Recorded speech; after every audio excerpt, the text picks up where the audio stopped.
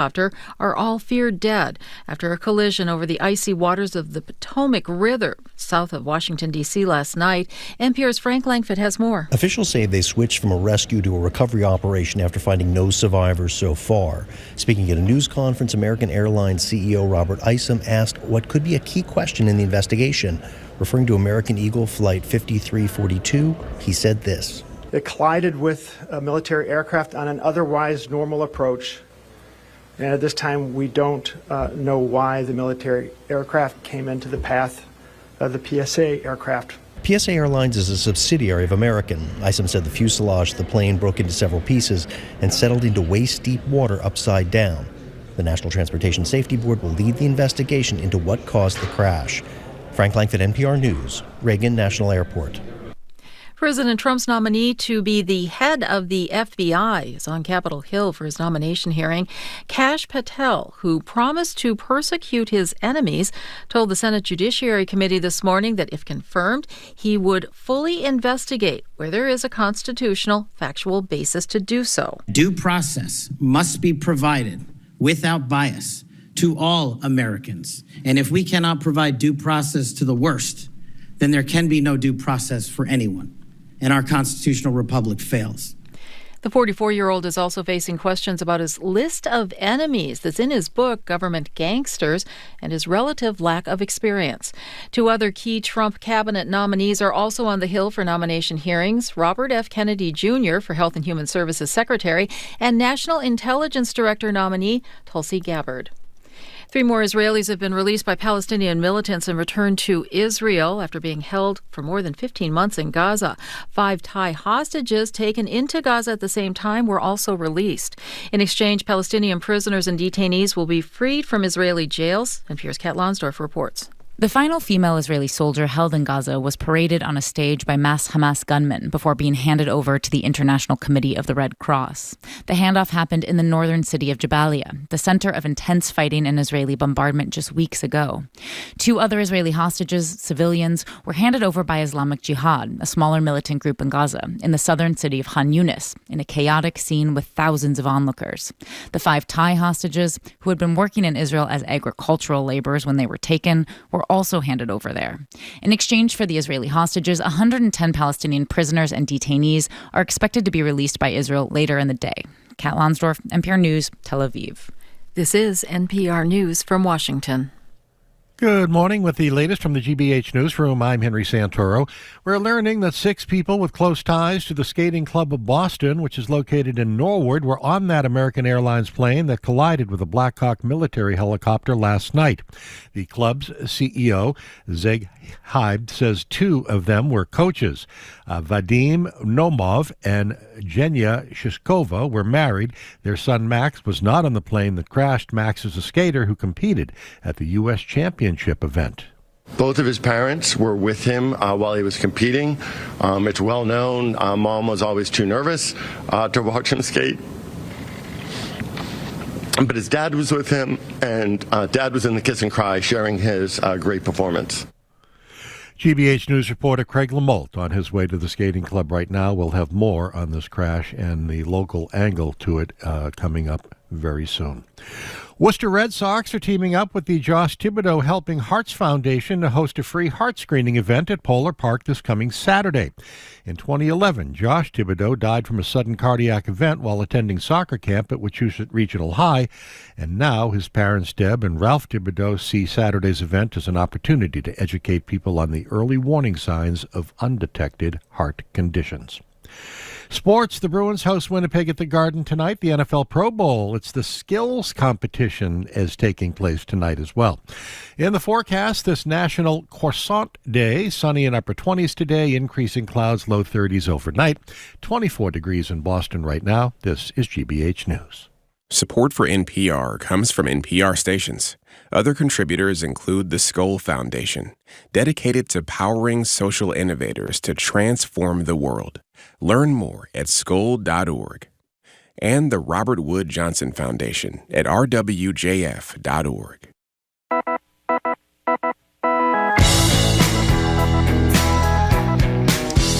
Yes, Jim Browdy. I am Marjorie Egan. You're listening to Boston Public Radio 89.7 GBH. We are streaming at youtube.com/GBH News as we do every day. Now we're going to be back at the Boston Public Library tomorrow. We're going to have live music to keep the Lunar New Year celebration going. Plus, Ian Koss and Dawn Hayes. Remember her from Lottery Live, Jim? Oh, do I ever? Yeah. Who doesn't?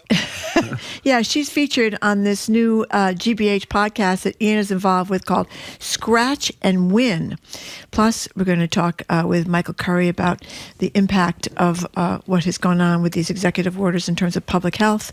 You do not need any tickets or RSVP. Good morning again, Jim. By the way, if people recognize the name Ian Koss, Ian is the primary person responsible for the Big Dig podcast that won all kinds of awards. It was just spectacular. We're going to be joined in a couple of seconds by Congresswoman Ayanna Pressley. As we do, the president is about to do, Trump is about to do a press conference, a news conference about the crash, which apparently killed every single person in both the helicopter and the plane from Wichita into D.C., which is just a really pretty horrible story. And, you know, it's been something like 15 years since there was something like this in the United States, which is a pretty decent safety record, which is no consolation today. But that is a pretty decent safety record. Well, as Henry just said, there was a young man, a very promising skater, who was not on the plane. His parents were on the plane that sustained the fatal crash, as were two young skaters and their mothers. So this is absolutely horrific. So joining us now live via Zoom is Massachusetts Congresswoman Ayanna Pressley. She represents the 7th Congressional District. As you probably know, she did not attend Donald Trump's inauguration on January 20th. Instead, she was back here in Boston celebrating the work of Martin Luther King in a variety of ways, including speaking at the 55th Annual MLK Jr. Memorial Breakfast. The alignment of today's events in Washington with this national observance of Dr. King's birthday is a painful contradiction, in that the former occupant of the White House is antithetical to everything that Martin strategized, organized, boycotted, marched, prayed, and sacrificed his life for. So that was the recorded version. Here's the live one. Congresswoman Pressley, it's good to talk to you. Good morning. Good to be with you. Yeah, thank you for joining us, Congresswoman. We wanted to start, though. I'm sure you've flown in and out of Washington, D.C. innumerable times now, being a Congresswoman. This plane crash, close to home for you and for everyone, Boston and Washington. Yeah, absolutely. And, we received so many calls from community members, constituents, family that were just making sure that we were safe. But, my heart breaks for everyone who's been impacted by this tragedy. And, this is certainly not anything that we want to become normalized. And so there'll be, I suspect a thorough investigation, and perhaps even in my role serving on the Committee on Oversight and Reform, we'll have an opportunity to be investigative and to better understand exactly what happened to ensure that it never transpires again. But I would say this is certainly not the time to be dismantling or divesting from those efforts, be it whether it's TSA or within the FAA, that do keep us all safe. Well, speaking of dismantling or stepping back or whatever the verb is from efforts to keep us safe and healthy and maybe even happy from time to time, I have to tell the truth. I have no idea if this freeze instituted by Donald Trump is on, is off. Did they just rescind the Office of Management and Budget memo? Did they rescind the freeze? What is the state of affairs, Congresswoman? Okay, first, let me just say this. The Trump-Vance administration has been, official or active for some 10 days. And in that time, they have moved in an unprecedented and lawless manner, incredibly disruptive, everything from pardoning insurrectionists to executive orders for the dismantling and defunding of diversity, equity, and inclusion initiatives, to challenging birthright citizenship, to making real Schedule F, which was outlined in Project 2025, which I maintained all along was not a blueprint, it was a playbook. And now this freeze, which he attempted. Now, I do think it's important to note that twice we've had two victories in the courts here, both on birthright citizenship, because that is a constitutional right, and the courts intervened in that. And with this most recent action by OMB, the courts also intervened, which to me is a testament to public outcry and pressure. And so I know that folks are tired and weary, and I want to say that that's one of their strategies. It is to flood the zone. It is to overwhelm. It is shock and awe. It is to, foster fear. And so that memo, Jim, was rescinded. And, look, it needed to be. I've never observed an administration.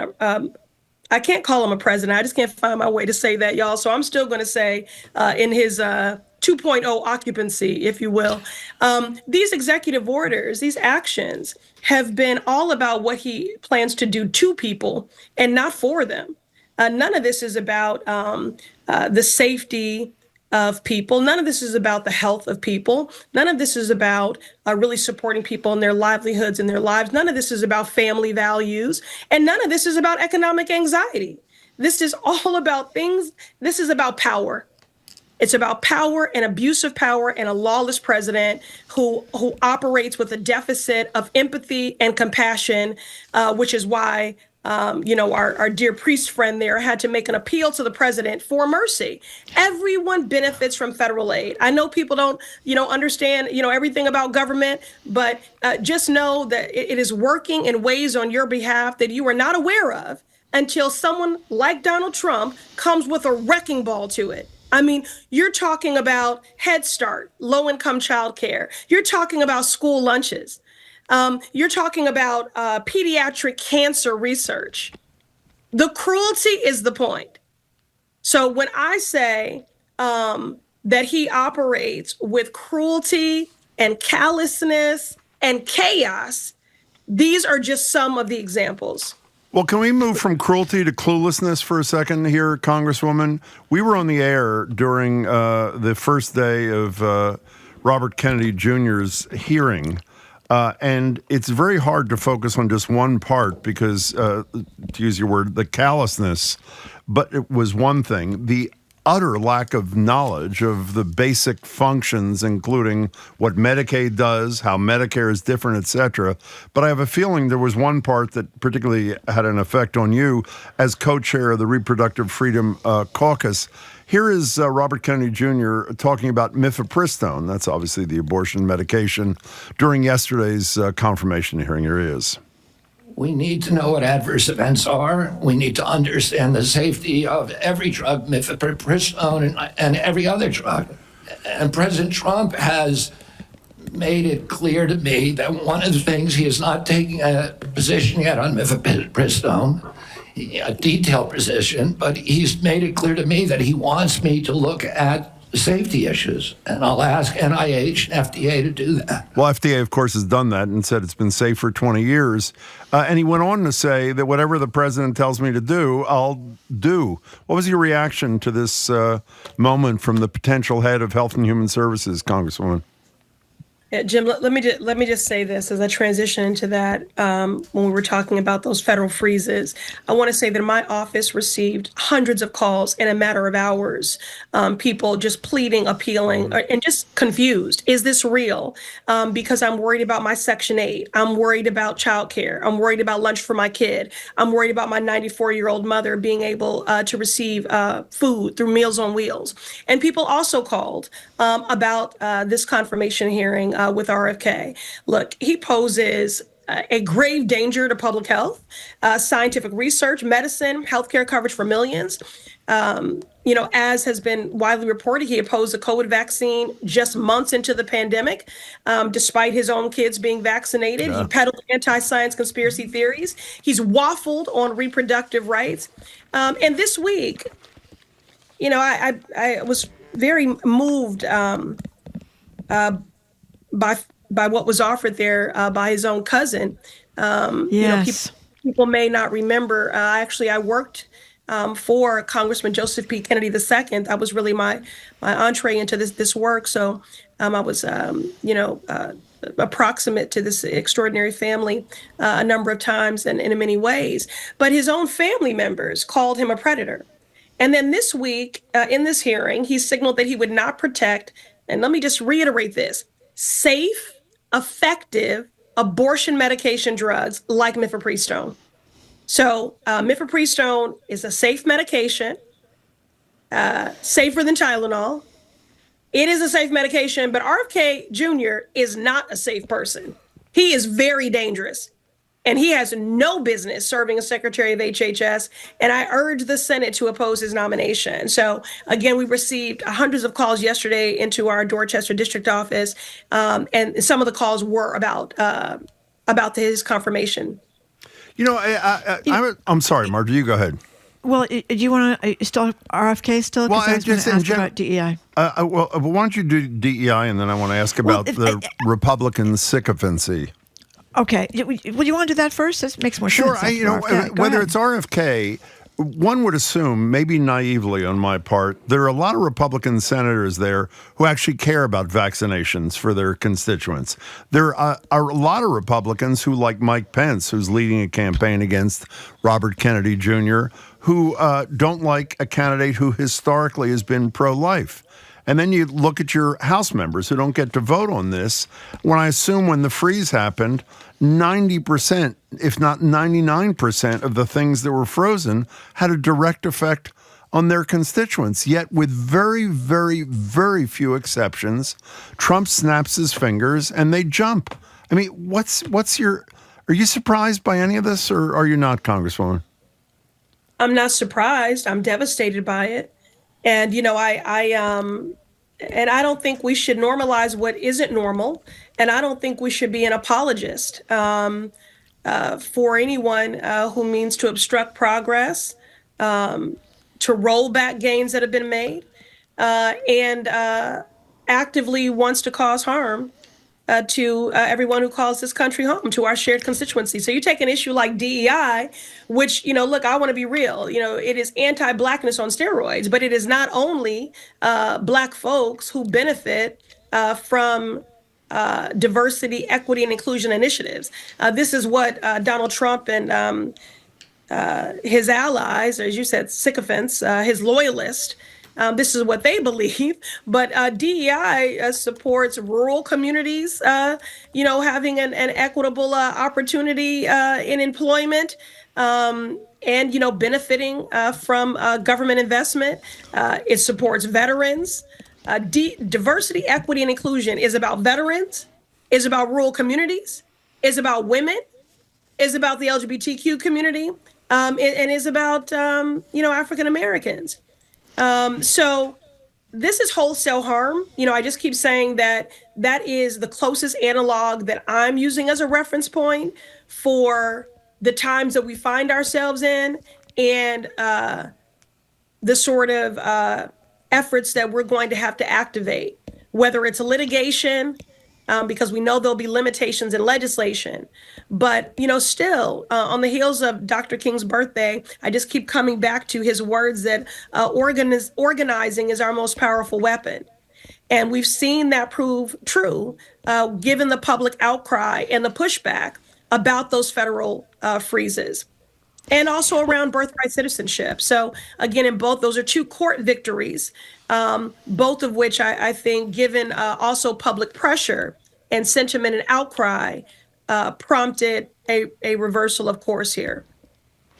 Congresswoman, we're speaking with Congresswoman Ayanna Pressley. I read a press release from your office, and I was struck reading it that just last year you and Jamie Raskin, another Democratic congressman, got together to introduce this Federal Government Equity Improvement Act and Equity and Agency Planning just last year. And the press release went through things that happened for DEI in 2003, in 2023, 2022, 2021, and now here we are in 2025. And it seems like all these efforts that you were personally involved in terms of DEI in the government, are they just out the window now and gone, and you can't meet anymore unless you meet under a rock in a park in Maryland or something? Look, I have a lot of concerns about these rollbacks on diversity, equity, and inclusion. Again, people underestimate the ways in which they benefit from government infrastructure and federal policies until someone like Donald Trump puts a wrecking ball to it, and then you get that swift education. But again, this was all outlined in Project 2025 that they were going to, which Trump said he didn't know anything about, even though he's named over 300 times in it. His OMB nominee was a lead architect of Project 2025. And again, it is not just a blueprint. It is a playbook for wholesale harm, and everyone will feel the hurt. And we are. And the three areas that I'm going to be focused on when it comes to diversity, equity, and inclusion, especially given my district, are what is the impact on higher education? What is the impact in our healthcare system? Think about the ways in which this will gut progress made in diversity in clinical trials. That's right. That's right. And because I serve on the Financial Services Committee, I'm also concerned about what this means in financial services and what it means in banking. So, and of course, not only did I have that bill that you named, Marjorie, I also have been working actively to stop the challenges and the bans of books, which is an assault on intellectual freedom and targeting Black authors and Black representation and an erasure of Black history. As you saw, they were removing the history of the Tuskegee Airmen. I mean, this is frightening, a complete erasure. But again, because of public outcry, they at least said, okay, we're not going to celebrate Black History Month, but we will fold back in this curriculum on Tuskegee Airmen. And we do have a surviving Tuskegee Airman, an elder, actually, that lives in my district. So, this is very concerning times, but I don't want people feel overwhelmed, but I don't want you to feel helpless, because we still have the power of the people. And in this short 10 days, we've already proven that if we resist and if we apply pressure, that we can force them to reverse course. Let me try to help you out on the higher ed thing, Congresswoman, even though you didn't ask. If you want to talk to one of the presidents of the universities and you can't find them, just look under their desks. That's where most of them are spending their time now on the DEI front. We're talking to Ayanna Pressley, who happens to be a Democrat. Quinnipiac did a poll. I'm guessing you've seen this, whether you have or not. The party you've been talking about, the Republican Party, the favorable, unfavorable among the American people is virtually a dead heat in the mid-40s. Democrats, how are they viewed by the American people? 31% view them favorably, 57% unfavorably, the highest underwater number in the history of the Quinnipiac poll. Do Democrats deserve that disfavor, or based upon what they've done or not done in the first 10 days of this administration, Congresswoman? Look, I think public sentiment is evolving based upon people's lived experiences. I think that the Democrats in these first 10 days have proven that we are learning lessons from what resulted in this trifecta of a Republican majority from this last election. And one of the things that I've said so often is that Democrats are so focused on proving that we're the adults in the room, but people don't know, trust, and believe that we're the fighters in the room. And, we have not done a good job when we have the power of using it, which is why I pushed Biden so hard in that lame duck period on issues like clemency. It's like, you have the authority and you alone use it. And so I think in these first 10 days, we have been fighting. We have exhausted every tool available to us in defense of every person who calls this country home, of our community members, of our neighbors. And so I think we're on the right path. But I do also want to say, I think there's just a lack of trust, period. I just don't think we've recovered as a nation from COVID, honestly. I mean, there's just isolation, there's paranoia, conspiracy theories, there's disinformation, there's misinformation. And so using COVID as my analog for what we're bracing for, wholesale harm, a lot of the infrastructure that we stood up during COVID is threatened at a time like this, given who's in the White House, right? I was in East Boston meeting in Chelsea, meeting with people impacted by the chilling effect of what's happening with immigration and these threats of deportation, incarceration, and detention. And I have to be thoughtful about, can I pull people together for a meeting? Am I going to make them more of a target? Am I going to make them more vulnerable? When I want to have a rapid response, people are wondering, are these freezes real? Is my Section 8 going to be compromised? Is my food going to be compromised? And I have to rethink, how can I actually get information out on a platform? Because, you know, these billionaires who are all playing footsie with Trump, I mean, these platforms are being taken over. So we're going to have to be nimble. We're going to have to innovate. The pressure of this situation that is unprecedented in every way. The only thing that I can tell people is, I'm going to fight like hell. I'm going to fight like hell in defense of you, in defense of your rights, in defense of your safety, your health, and the preservation of your family. You know, Congresswoman, not to dump on the Democratic Party, which a lot of people are doing now, including Democrats themselves. But However, this is not a good thing, but I think it's a reality now in 2025. People who are good on television, people who are really well-spoken and good-looking, that's what Trump has appointed, people that were Fox News people.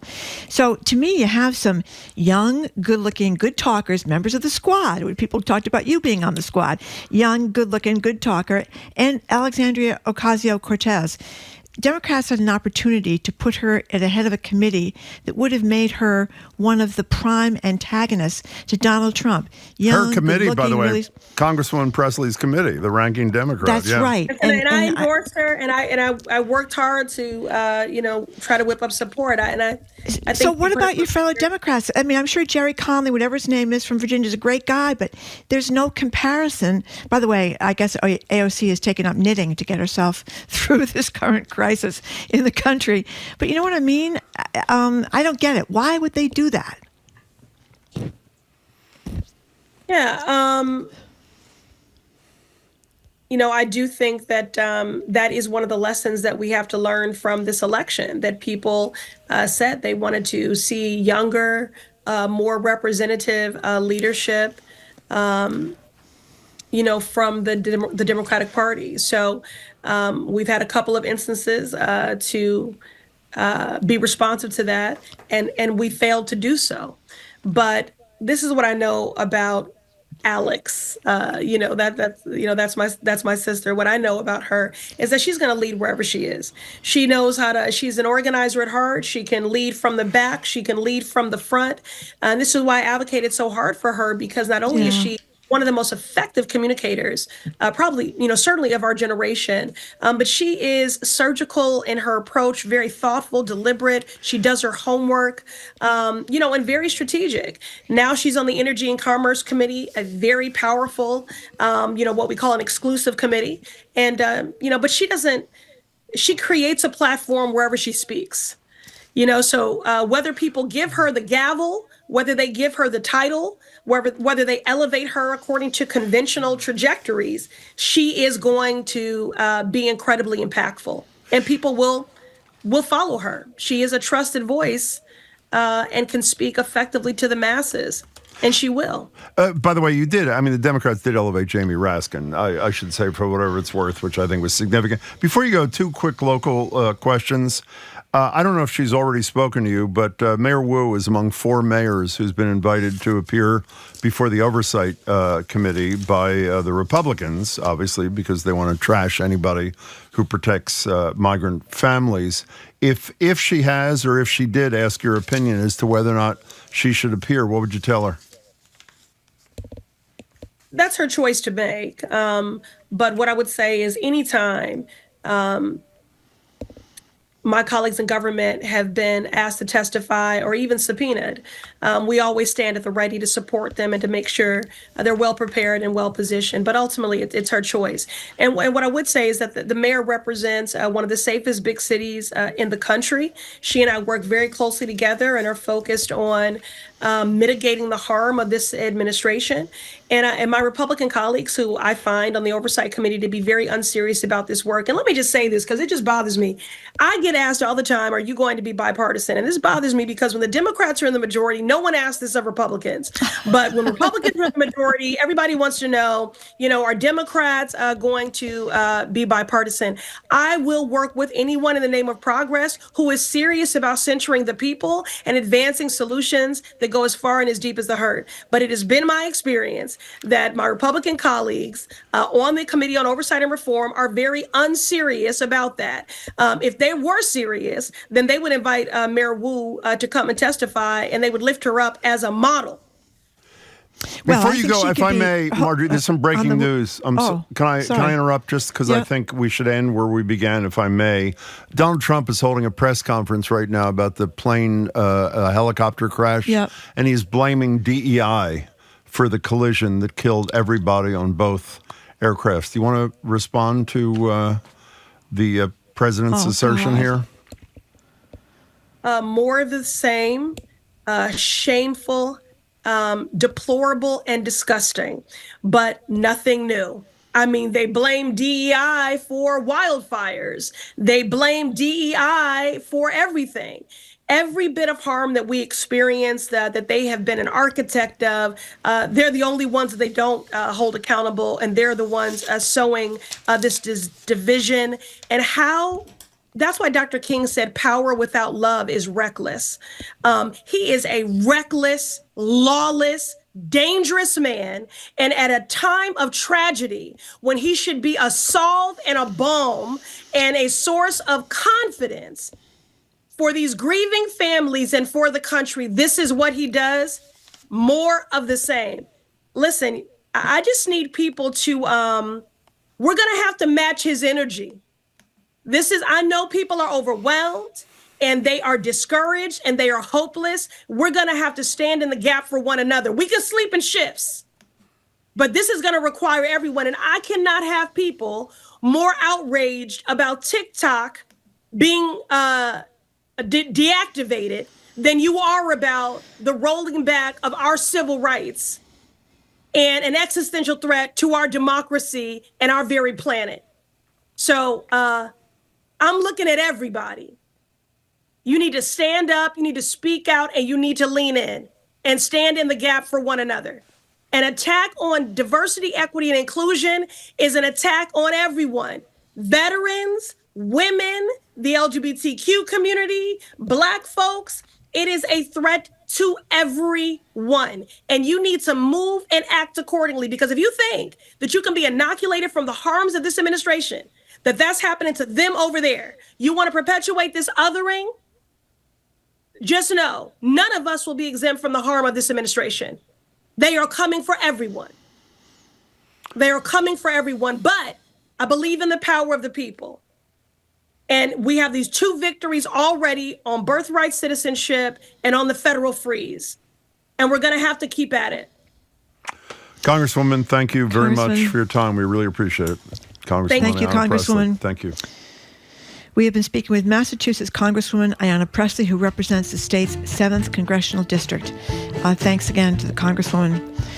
Okay, after a quick break, we're opening up the phone and text lines. We touched on this with the Congresswoman. There's a lot we still don't know about Trump's mass deportation plans, including I'm Jared Bowen. Today on The Culture Show, Fabiola Mendez, the Puerto Rican singer, musician, and composer, joins us for an in-studio performance ahead of her concert at Chromaspace. Plus, Oren Etzioni, a pioneer in artificial intelligence, he's now working to dismantle AI-generated misinformation. Then it's actual intelligence with Culture Show contributor Lisa Simmons on all things movies. That's on The Culture Show today at 2 on 89.7 GBH.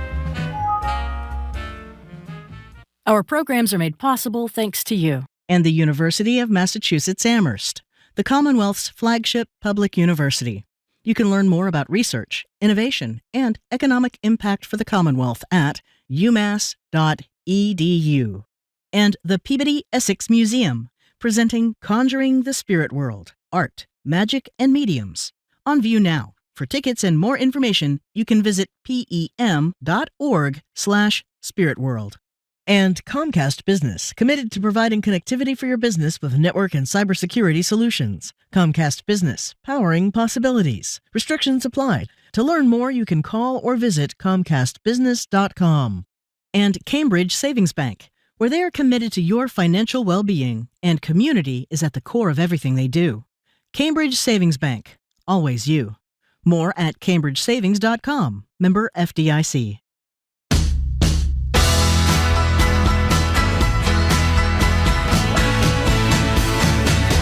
Welcome back to Boston Public Radio. Margrit and Jim Browdy. We're struggling at YouTube. I am struggling. I'll tell you in a minute. Streaming at youtube.com/GBH News and back at the library tomorrow. I'm going to introduce the topic Marjorie mentioned in a minute. But if I may just add to our discussion, if anybody wants to respond to this grotesque, totally manufactured, grossly insensitive assertion by Donald Trump hours after these bodies have been found, not even all the bodies have been found, the DEI is responsible for this crash, is just unimaginable, even for somebody like Trump. In any case, if you want to talk about that, give us a buzz. I thought what the congressperson said was spot on. We're also going to discuss what Marjorie introduced a minute ago, quoting Adam Serwer's line in The Atlantic in 2018, made during the first Trump administration, "Cruelty is the point." Now, with all that we don't know about looming mass deportations, things like whether ICE is going to show up at schools, at churches, it's starting to feel like confusion is the point, and fear. The not knowing is fueling a lot of anxiety, as I said, and fear here in Massachusetts, not just for families with undocumented people, but for whole communities. We're going to talk about this more with Marcela Garcia from the Globe in about an hour. But in the meantime, we're opening up phone and text lines to you, specifically parents. Whether you're a parent of an undocumented kid, a parent of any kid who's in a classroom, or as a friend who's an undocumented kid, 877-301-8970. Marcela's reporting mentions that in Chelsea, dozens of students have stopped showing up to class for fear of being detained. We want to know if you're feeling that unease in your community, if you're talking to your kids. If you are, what are you saying? How are you communicating with them? And if you're a parent that voted and supports Donald Trump and his plans, what's your messaging to your kids about this, about the fear their classmates, or maybe even your own kid might be experiencing? 877-301-8970. You know, it's a tough time to be a kid in America. You know, we're all talking about how they need to take away phones in the classrooms because people can't learn. There was this nationwide study yesterday about how kids are not learning in school the way they should. They're not even getting back up to pre-pandemic levels. The income inequality from the rich kids are doing pretty well. The poor kids are not doing very well. And then you have to worry about school shootings. And now you have to worry about ICE people coming in to the building and hauling people out of there. I mean, we're going to talk in detail about this with Marcelo later, but the basic thing is that, you know, all around the Commonwealth of Massachusetts, educators are worried about this. Mary Skipper in the Boston, superintendent of the Boston schools, issued a statement about it. But in a story in the Globe, 36 superintendents didn't want to be interviewed by the Globe. Appalling. I'm so glad you brought that up. Some of them expressed fear of retaliation, which I thought was really depressing. It's that really they're afraid courageous. to talk about their efforts to keep the kids in their classrooms safe because they're worried about being. That was, I don't know how many of those 36, but that's what the reporter John Healy reported in his piece. But we do have people in Haverhill. She was clearly spoke out that she She told families that schools would not coordinate with ICE, will not share records with the agency, and only release information if required. A lot of people are worried about at these schools about what's going to happen when parents come to pick up their kids at school, that the children will have been left without a parent because the parent is arrested or taken while they're in school. And these are not people that have committed rapes and assaults on police officers or tried to kill them like some of the Jan 6 people. These are people that came across the border illegally. That's their so-called crime. You know, can I tell you, the racism that we have experienced in 10 days of this presidency, I mean, both this, which is, in my opinion, all about racism and the fact that most of these people who they're terrorizing directly or indirectly. Except that, Jim, look at all the Latinos that voted for Trump. It's fine. So in my opinion, they were out of their minds. But it's fine, and they can have their positions. I mean, I am so stunned. Even the most callous of leaders, on the day that all these bodies, every single person on these 2 aircrafts are dead, don't you say, one, we're going to get to the bottom of this, but you spend your time consoling families and talking about the horror for those families and their loved ones. DEI? I mean, really? We talked about him being a narcissistic personality, suffering from that disorder, and I mean, I think it's on evidence he is cruel. I mean, clearly he is cruel. You got millions of people living in panic across the country right now, and millions of them are kids. By the way, if their teachers listening too, we would love to hear from you. How are you handling it? Are you anxious about how you handle it? Are you worried about retaliation like some of your superintendents are? At 877-301-8970. And by the way, every town has got kids in their school systems that are undocumented. You know, it's not just not just totally Chelsea. Right. And so your kids or their classmates are kids that are undocumented. So they are getting this kind of notice from their superintendents or from their teachers. Anyway, 877-301-8970 is the number to call or text.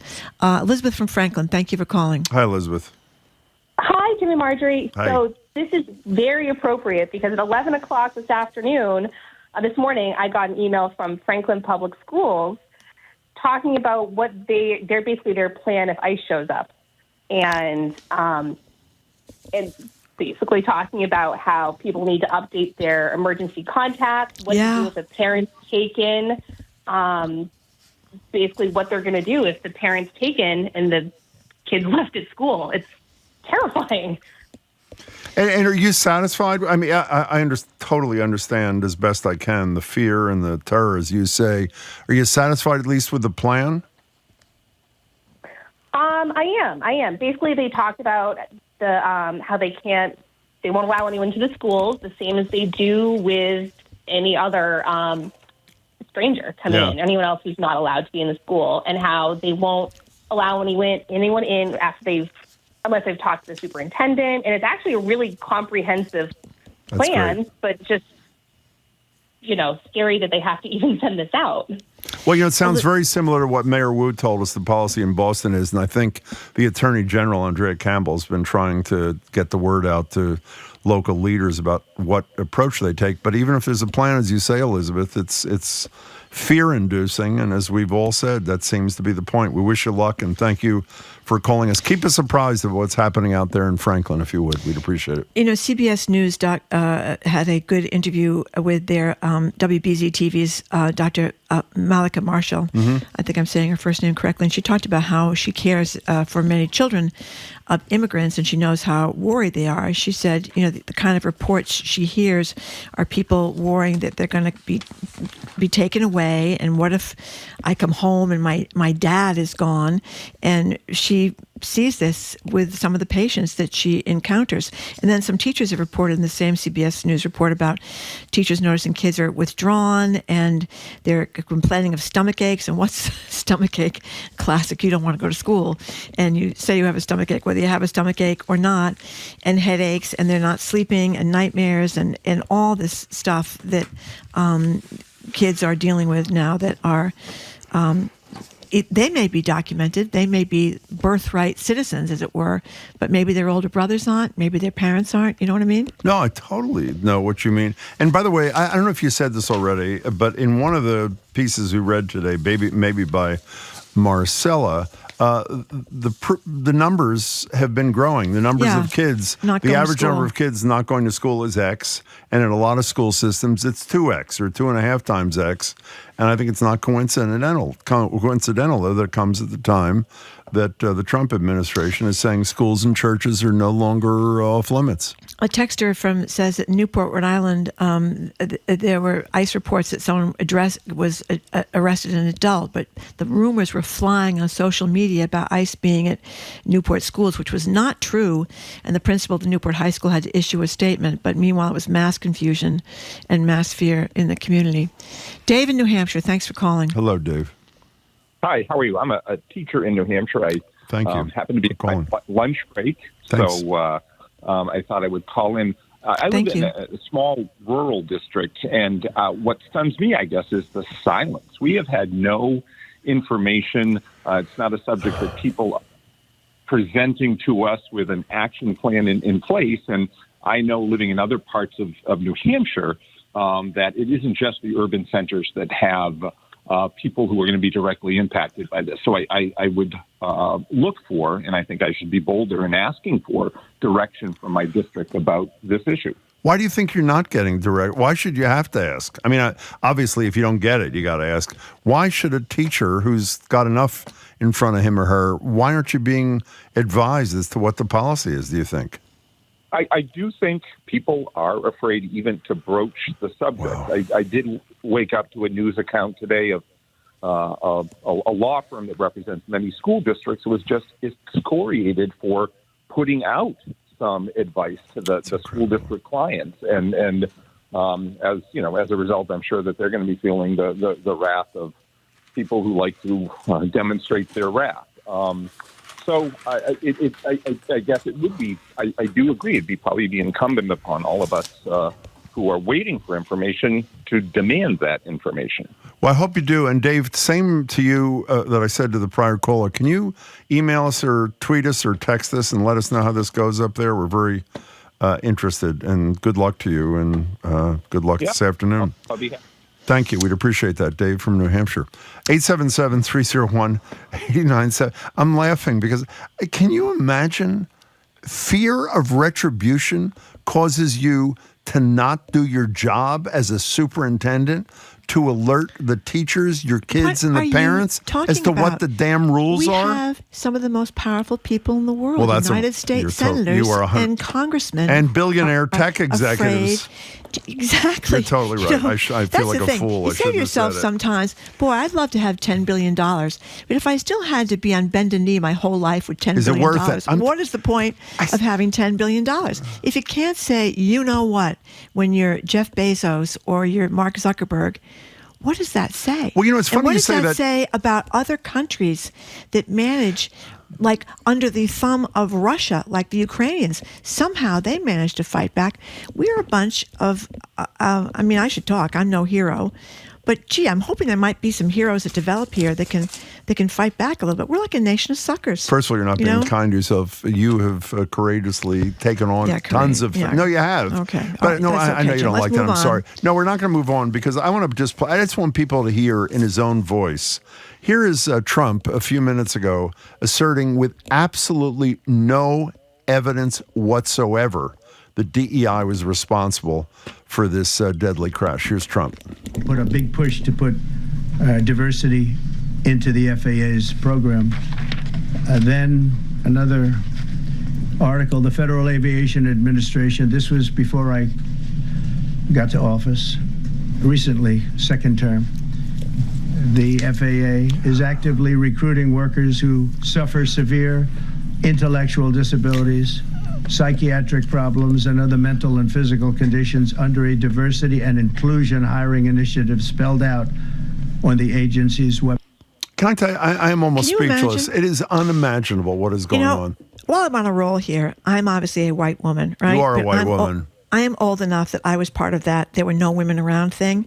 And just like African Americans today and Latinos today and Asians today and anybody that's a minority, my experience as a woman, and I think it's true of everybody else, is you know how you get the job when you are in that category? You are better than all the white men. That's how you get the job. So, I mean, all this DEI stuff is a bunch of really, really drives me insane. Anyway, sorry. No, so I am obsessed with that, but we're talking 128. about what's happening in your kids' schools and how you're handling your kids. It's your fault. You got me off on a tangent. No, I know, but this happened literally as we were talking to Congresswoman Presley about 20 minutes ago. I'm sorry, Dave on 128. Aye. So I'm a retired teacher, but I substitute at a large high school in the southern part of the state a couple days a week. Yep. And I was in class yesterday, and likely every student in my class was not born in this country, and we had full attendance. So I'm not sure if people are scared or if it's just like this time of year, there's a lot of kids out because they're just sick.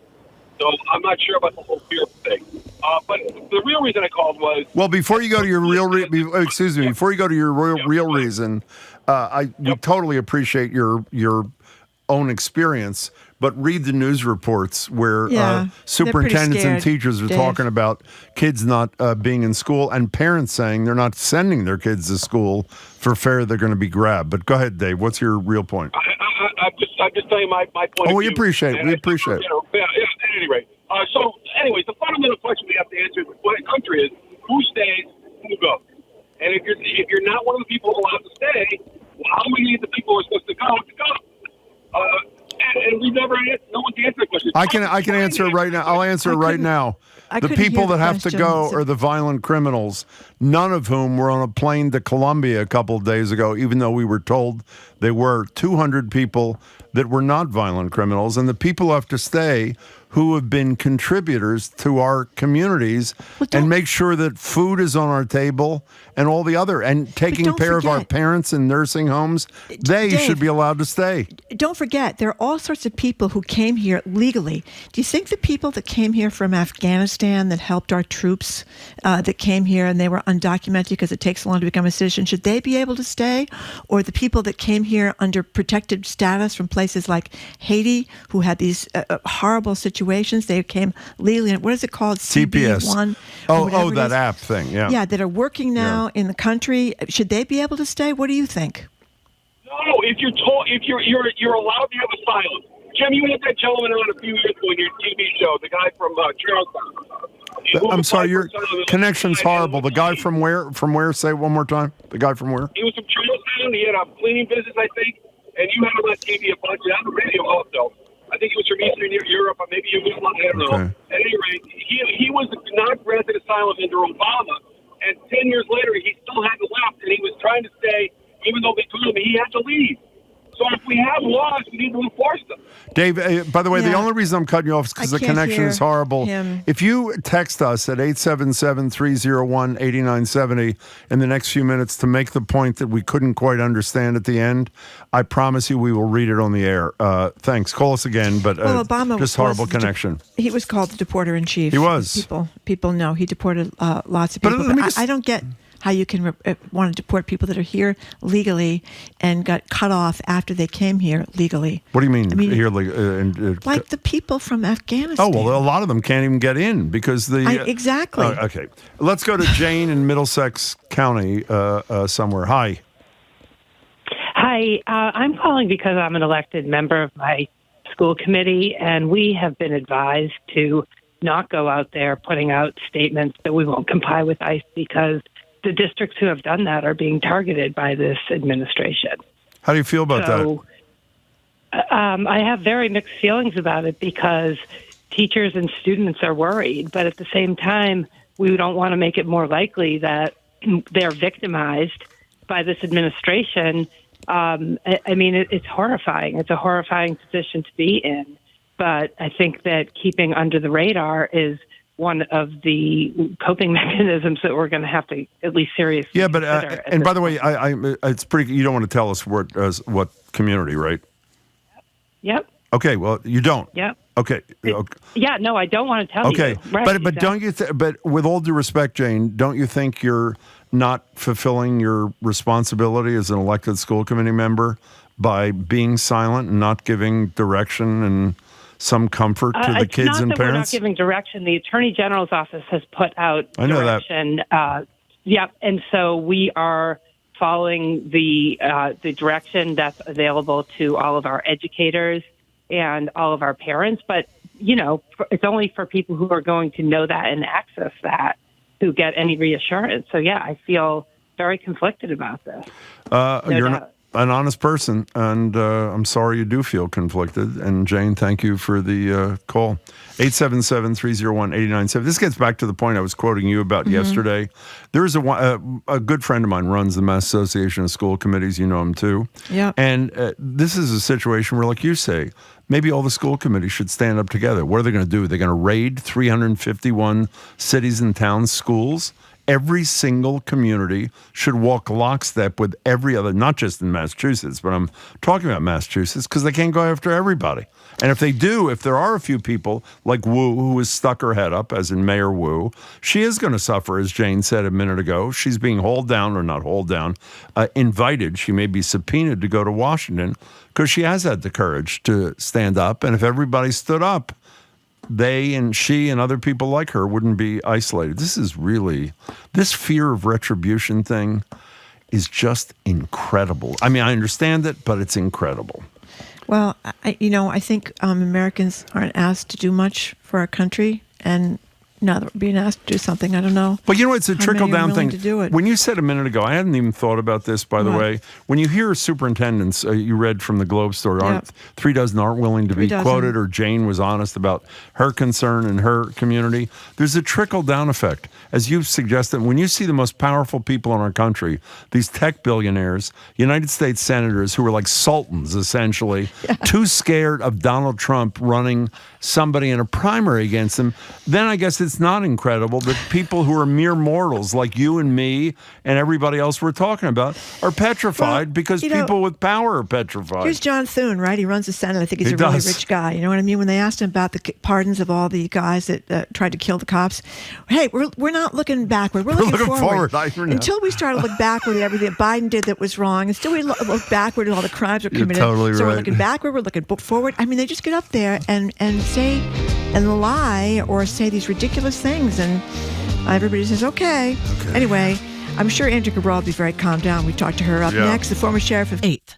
Tickets at celebrityseries.org. A 3-part series from Ken Burns examines the rise of Nazism in Germany in the context of global anti-Semitism as well as immigration and eugenics in the United States. Watch The U.S. and the Holocaust tonight at 9 on GBH2. You're listening to 89.7 WGBH, HD1 Boston.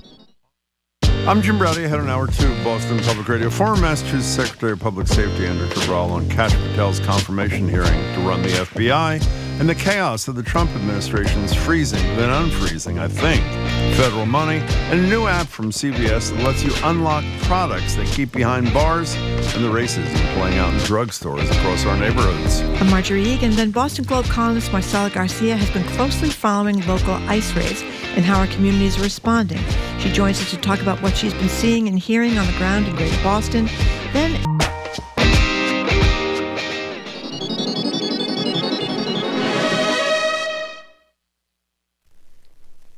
live from NPR News in Washington, I'm Lakshmi Singh.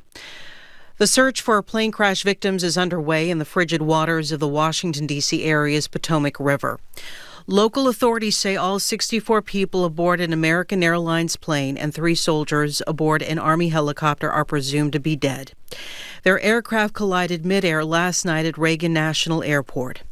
A short time ago, President Trump led a moment of silence before he addressed reporters. The work has now shifted to a recovery mission. Sadly, there are no survivors. This was a dark and excruciating night in our nation's capital and in our nation's history, and a tragedy of terrible proportions. As one nation, we grieve for every precious soul that has been taken from us so suddenly. As NPR's Quill Lawrence reports, the Pentagon maintains the helicopter was involved in a training exercise at the time. Secretary of Defense Pete Hegseth said investigations continue into whether the airliner or the U.S. Army Black Hawk helicopter were flying the right path and at the right altitude.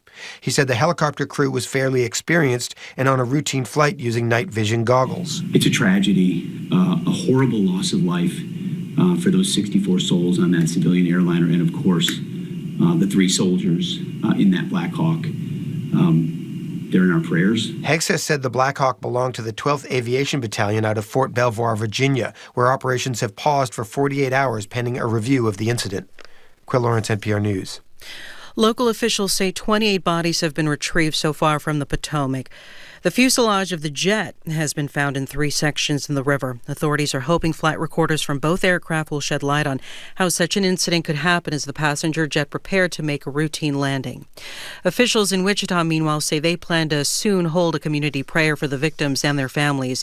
Here's Wichita Mayor Lily Wu. At this time, our community needs to come together to support the family members who have been impacted. Last night's collision was the deadliest aviation disaster in the United States in more than 2 decades. In other news, France is expanding its deployment of special mailboxes for children to report sexual violence and other abuses as part of a nationwide effort to encourage more minors to speak out. The first such mailbox has been set up in the French capital at a primary school. More than 300 other special mailboxes have been set up across France. The program is supported by a child protection association known in English as Butterflies, according to the Associated Press. Its founder says last year more than 30,000 children used the mailboxes to report various forms of abuse. It's NPR. Good afternoon. With the latest from the GBH Newsroom, I'm Henry Santoro. As we've been hearing, a number of people with close ties to the Skating Club of Boston were on that American Airlines plane that collided with the Black Hawk military helicopter late last night. The club CEO, Doug Zagheib, spoke to reporters just a little while ago. Of those 14 skaters, 6 were from the Skating Club of Boston. 2 coaches, 2 teenage athletes, and the athletes' moms. Zagheib says there's a close bond among those in the Boston Skating Club community. These kids and their parents, they're here at our facility in Norwood 6, sometimes 7 days a week. It's a close, tight bond, and I think for all of us, we have lost family. Once again, there were no survivors. Massachusetts is on the list of states that have a health alert on packages of Wegmans chicken nuggets as you get ready for your lunch. According to the U.S. Department of Agriculture, the public health alert has been issued for the chicken nuggets because they may contain bone fragments. The products in question are the 46-ounce plastic packages containing Wegmans Family Pack fully cooked breaded chicken breast with rib meat. Now, in addition to Massachusetts, the nuggets are also sold in Delaware, Maryland, New Jersey, New York, North Carolina, Pennsylvania, Virginia, and Washington, D.C. The product, which has a best if used by date by August 26, 2025, should not be consumed. No injuries have been reported, but the USDA says if you have these Wegmans nuggets in your freezer, get rid of them or return them to the store for a refund. This is GBH News. Support for NPR comes from NPR stations. Other contributors include EBSCO, providing researchers with access to biomedical and healthcare literature reviews, with the goal of helping them conduct thorough reviews in less time. Learn more at ebsco.com.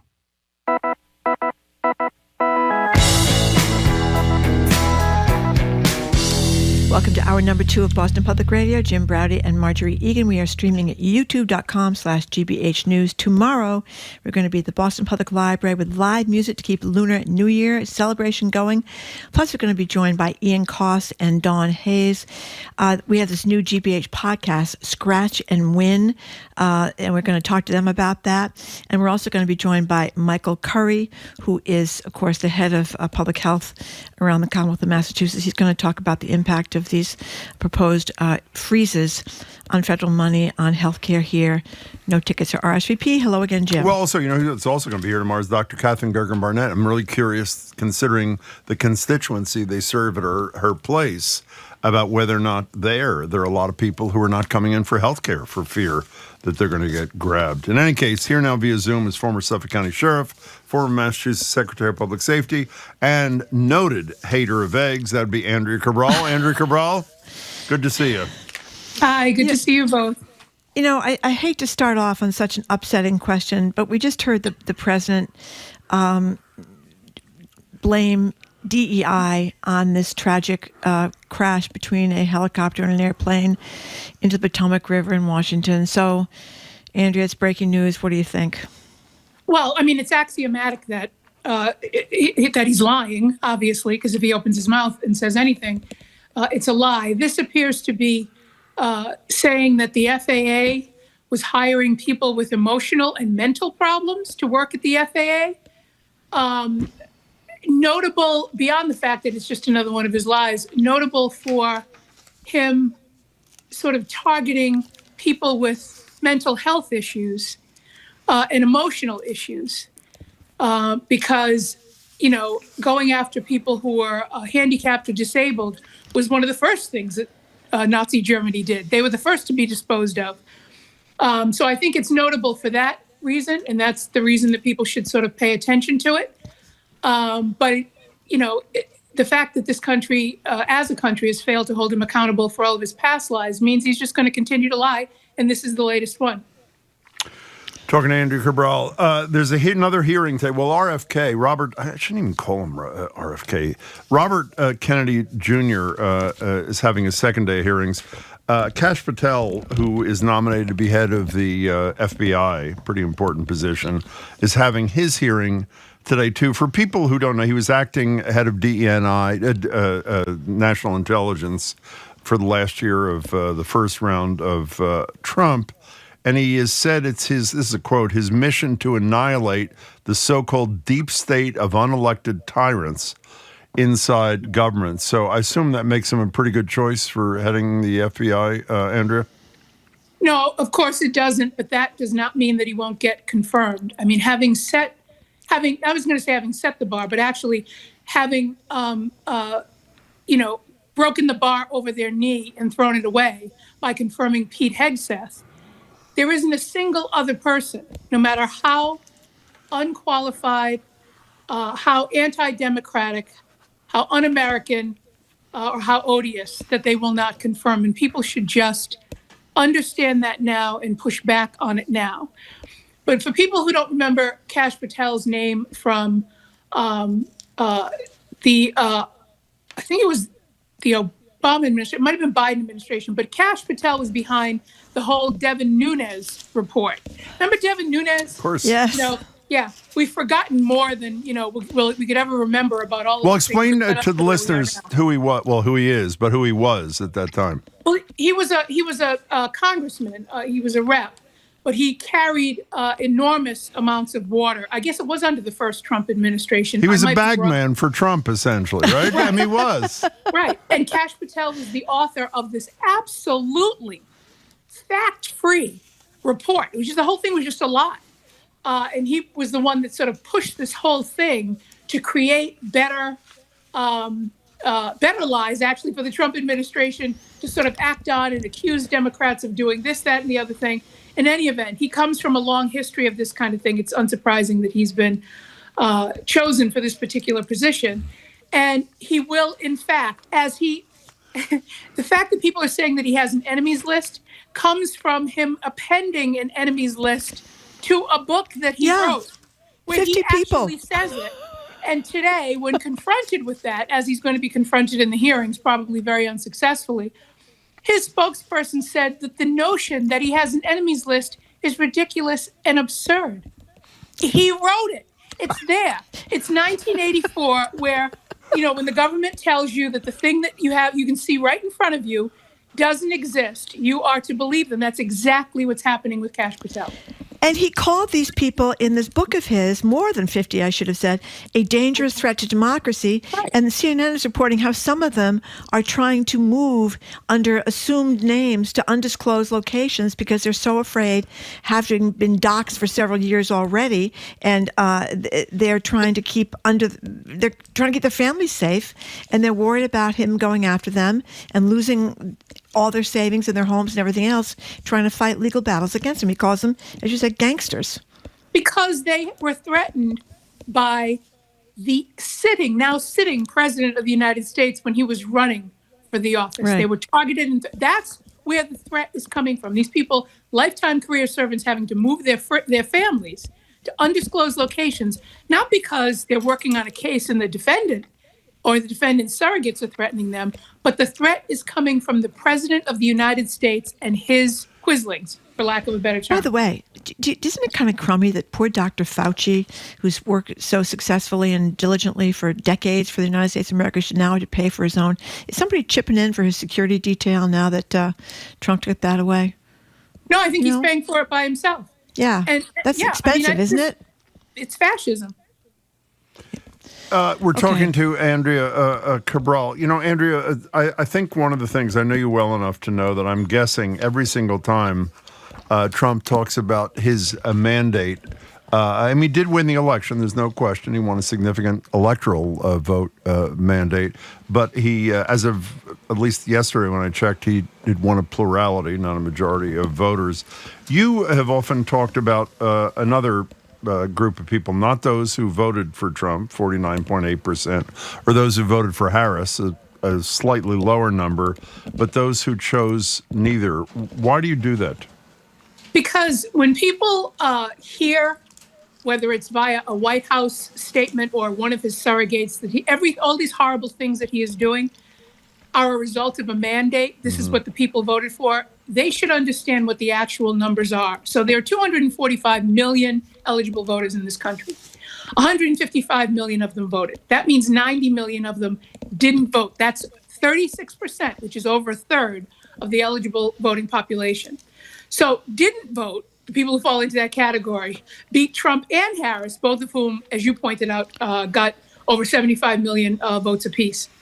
So that means that of all eligible voters, only 64% of this country actually voted. That's less than 2/3.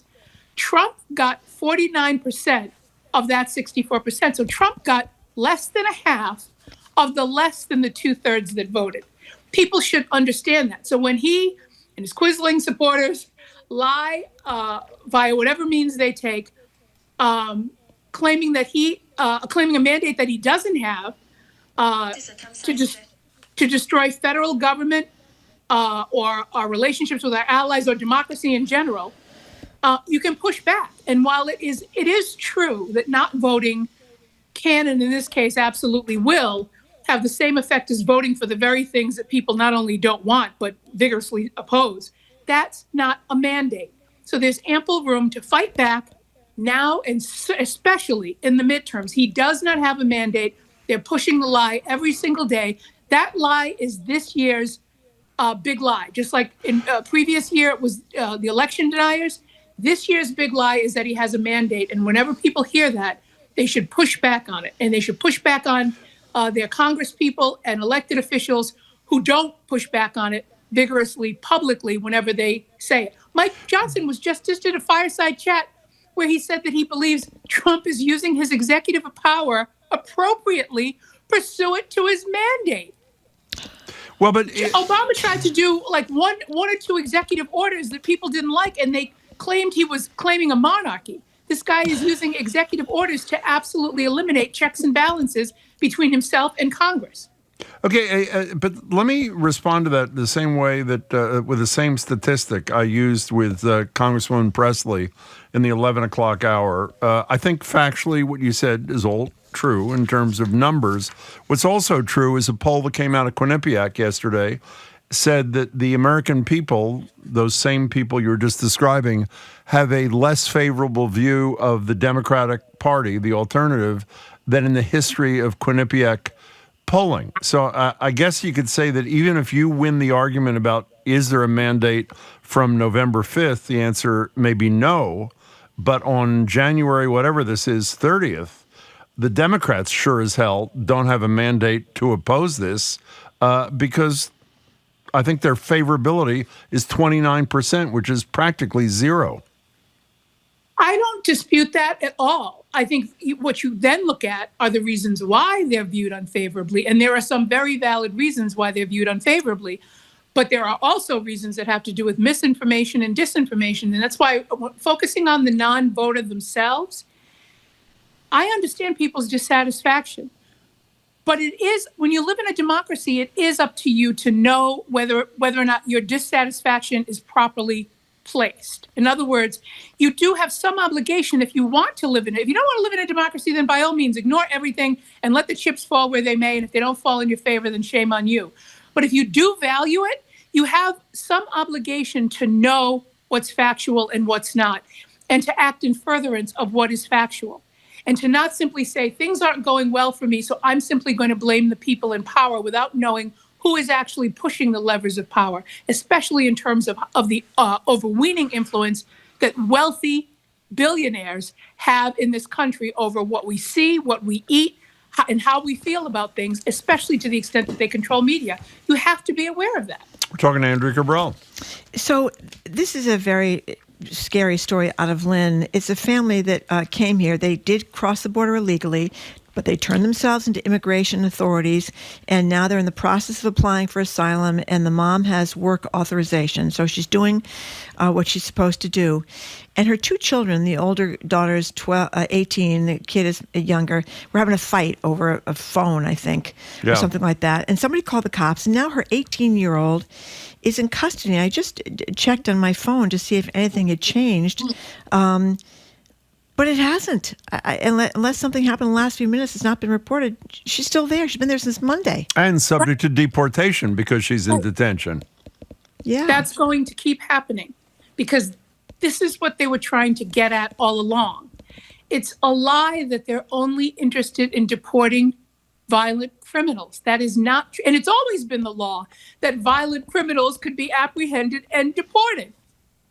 This is to take everybody from all of the countries, all of the brown-skinned people from all of the countries he so despises, who will ultimately, in his view, contribute to the changing color of this country, and get them out of this country. That is what this is for. It's unclear from, at least right now, whether or not it was the neighbor who possibly called ICE, or it was somebody from the Lynn Police Department, or maybe somebody else. I'm not sure who else would have even known about it.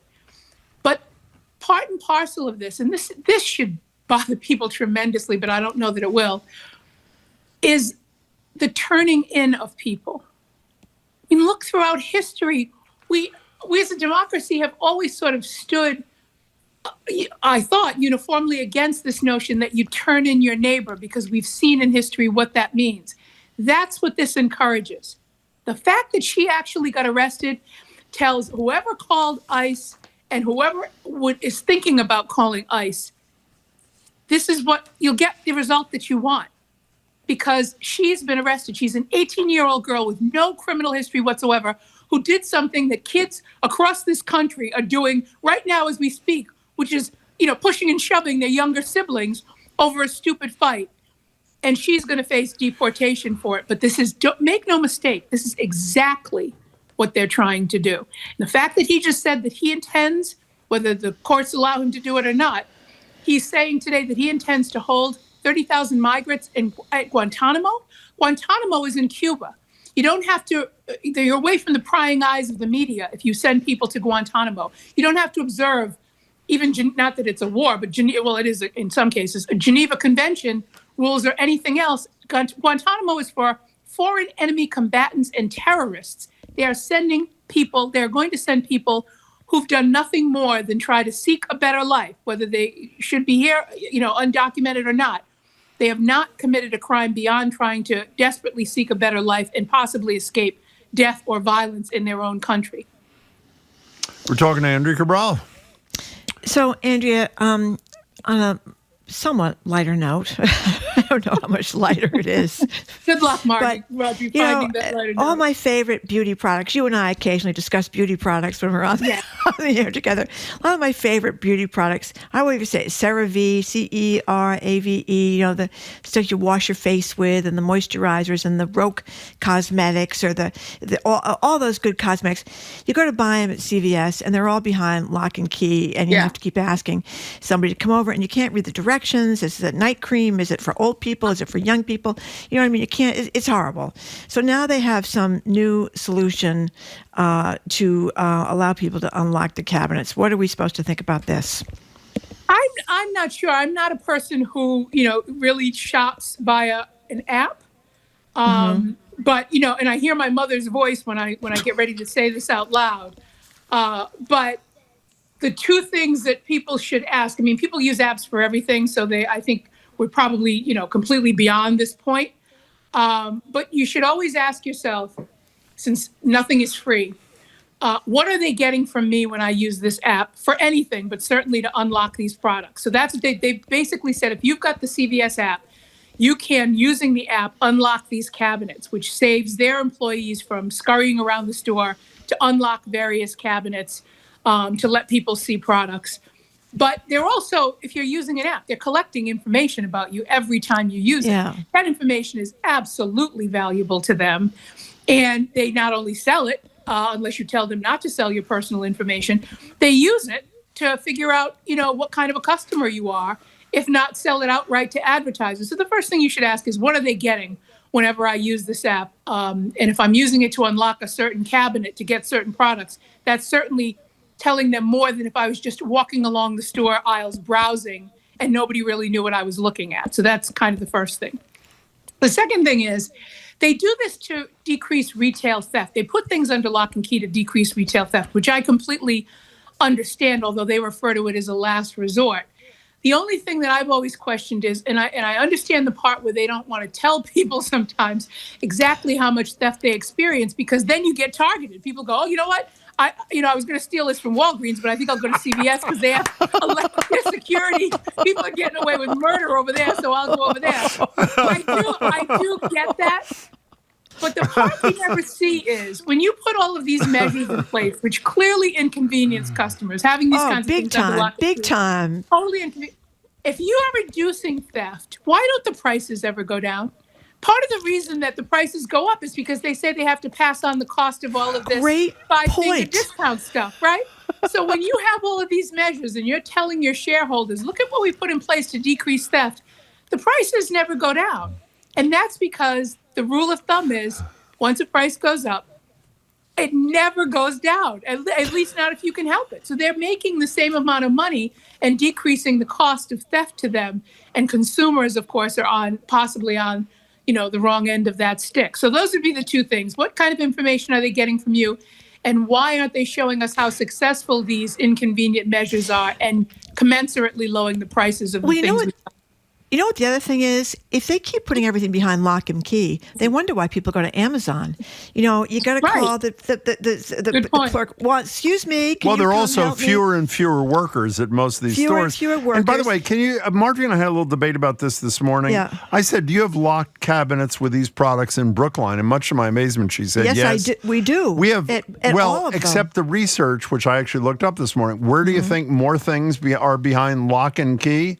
Low-income communities, communities of color, I'm sure. that sort of thing. There's a lot of very shady individuals in Brookline. I just wanted to say that for sure. By the way, you when we don't were, know what let me your just neighbors say, are doing. in terms of show planning, and this is how I should know better when Andrea Cabral is going to be on. When Marjorie proposed this as a topic, I'm sort of writing down how long it's going to take because we have other topics. I figured it'd be like 30 seconds. Andrea just spoke for 9 minutes on the app that would lock.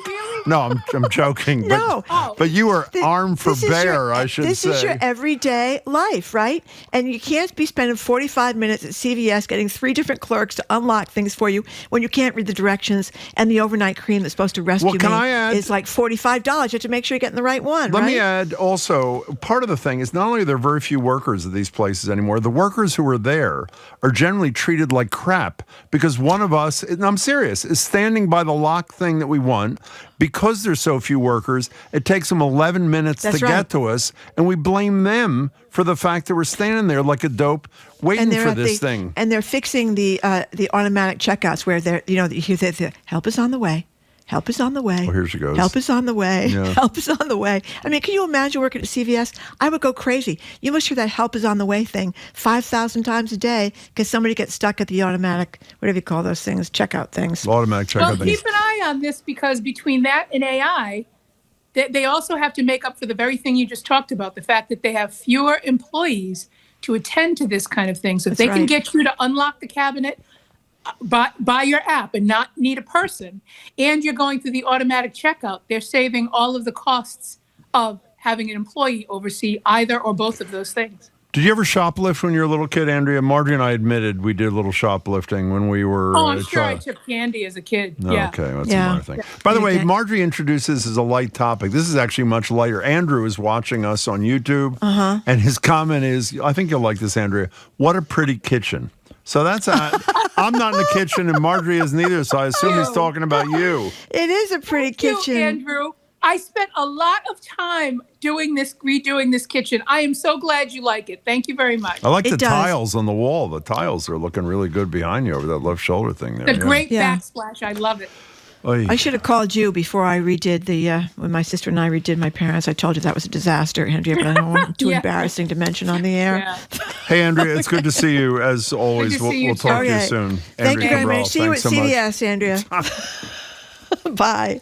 We've been speaking with Suffolk County Sheriff and former Massachusetts Secretary of Public Safety, Andrea Cabral, who joins us every week. Coming up after a quick break, we're going to talk with Boston Globe columnist Marcela Garcia. She's done a lot of reporting about the impact of the mass deportation. Locally, she's got a great story about what's going on over at Market Basket in Chelsea and more. You're listening to Boston Public Radio 89.7 GBH, streaming at youtube.com/GBH News.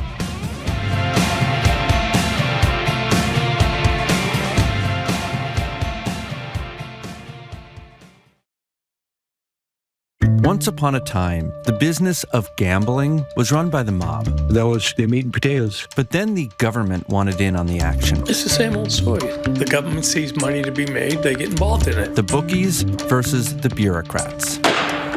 Senate, come to order. Scratch and Win is a new podcast from the creators of The Big Dig. It's about this competition and about the fiercest competitor of them all, the Mass State Lottery. Find Scratch and Win wherever you listen. Our programs are made possible thanks to you. And MIT Federal Credit Union, with memberships open to the general public and serving the financial needs of their members through an array of financial services. To become a member, you can visit mitfcu.org, federally insured by NCUA.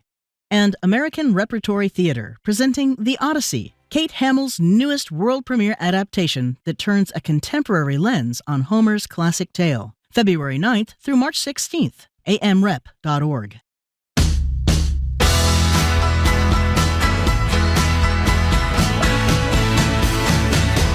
Welcome back to Boston Public Radio. Jim Browdy and Marjorie Egan. We're streaming at youtube.com/GBH News. We're back at the library tomorrow. Joined now on Zoom by Boston Globe columnist Marcela Garcia. She's also an editorial board member, the woman behind the Globe's bilingual newsletter Mira, and a TikTok influencer, along with her two adorable dogs, Santo and Benito. I can't believe I know their names.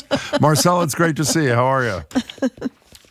I'm doing good. Thank you for knowing my dog's name. I know, they are famous, you know. I know they are. In the corner of the internet, people know their names. I know that. I'm in that corner, actually. Well, we want to talk to you a little bit about TikTok a little bit later, but before that, I want to talk to you about the piece you wrote in the Globe about immigrant communities in Chelsea. And a lot of us weren't so far to get to Chelsea from my house, that great, huge Market Basket. We all love Market Basket in Chelsea. And what's going on there with their business and with the community? Well, the thing about Market Basket, if you've been to the Market Basket in Chelsea, is that it is a huge magnet and a huge meeting point for different immigrant cultures and communities, not just from Chelsea, but the area, Everett, Revere, Malden. You got Asian communities, you got Brazilians going there, Salvadorans, Central Americans in general, because Market Basket not only is a great grocery store in terms of, the prices being very affordable, but it offers a wide selection of ethnic foods. And people from all over the region, immigrant communities, go there. And there was a rumor going on. It really spread like wildfire. I was looking at it on all my social media channels, people posting pictures, photos that were completely unconfirmed of apparently immigration agents doing a sort of an operation or just having a presence in the Market Basket parking lot. And from there, people started spreading the rumor they're doing an operation, they're arresting people, they're going to detain everybody, blah, blah, blah, blah, blah. And so, again, this fear, right, it really, it just brought, it was brought up to, to light, I guess, because everyone, whether you know it's unconfirmed, and if you're an immigrant that feels at risk, you're just going to stay put. You're not going to go anywhere. And so that started having an impact into, for instance, the schools. And it's what I wrote about, that the superintendent there, I interviewed her, and she started hearing that as a result of this rumor, people were thinking twice about sending their children to school. And so that prompted all these other actions. She wrote a letter to the school community, to all the stakeholders, but specifically to parents in English and Spanish, because as you know, Chelsea has a very high percentage of Latinos and Spanish-speaking immigrants. So she just wanted this the superintendent from Chelsea, Almi Abeyta, who's actually a Latina superintendent, something that's not too common nationally. She's a Latina superintendent of an important urban district in the country. So she just wanted to assuage the fears and remind parents that she will not allow any immigration agents, because that's not what the law says, right? It's just not, without a warrant, without a subpoena, without a judge's order, she cannot allow law enforcement in. And to reiterate a point that the principal of an elementary school there in Chelsea told me, she's like, these are kids under 12. They're not going to have a warrant. I can tell you that they're not coming after the kids, right? Like I have never, like, I can guarantee you that children under 12 are not going to have a warrant against them. Yeah. And so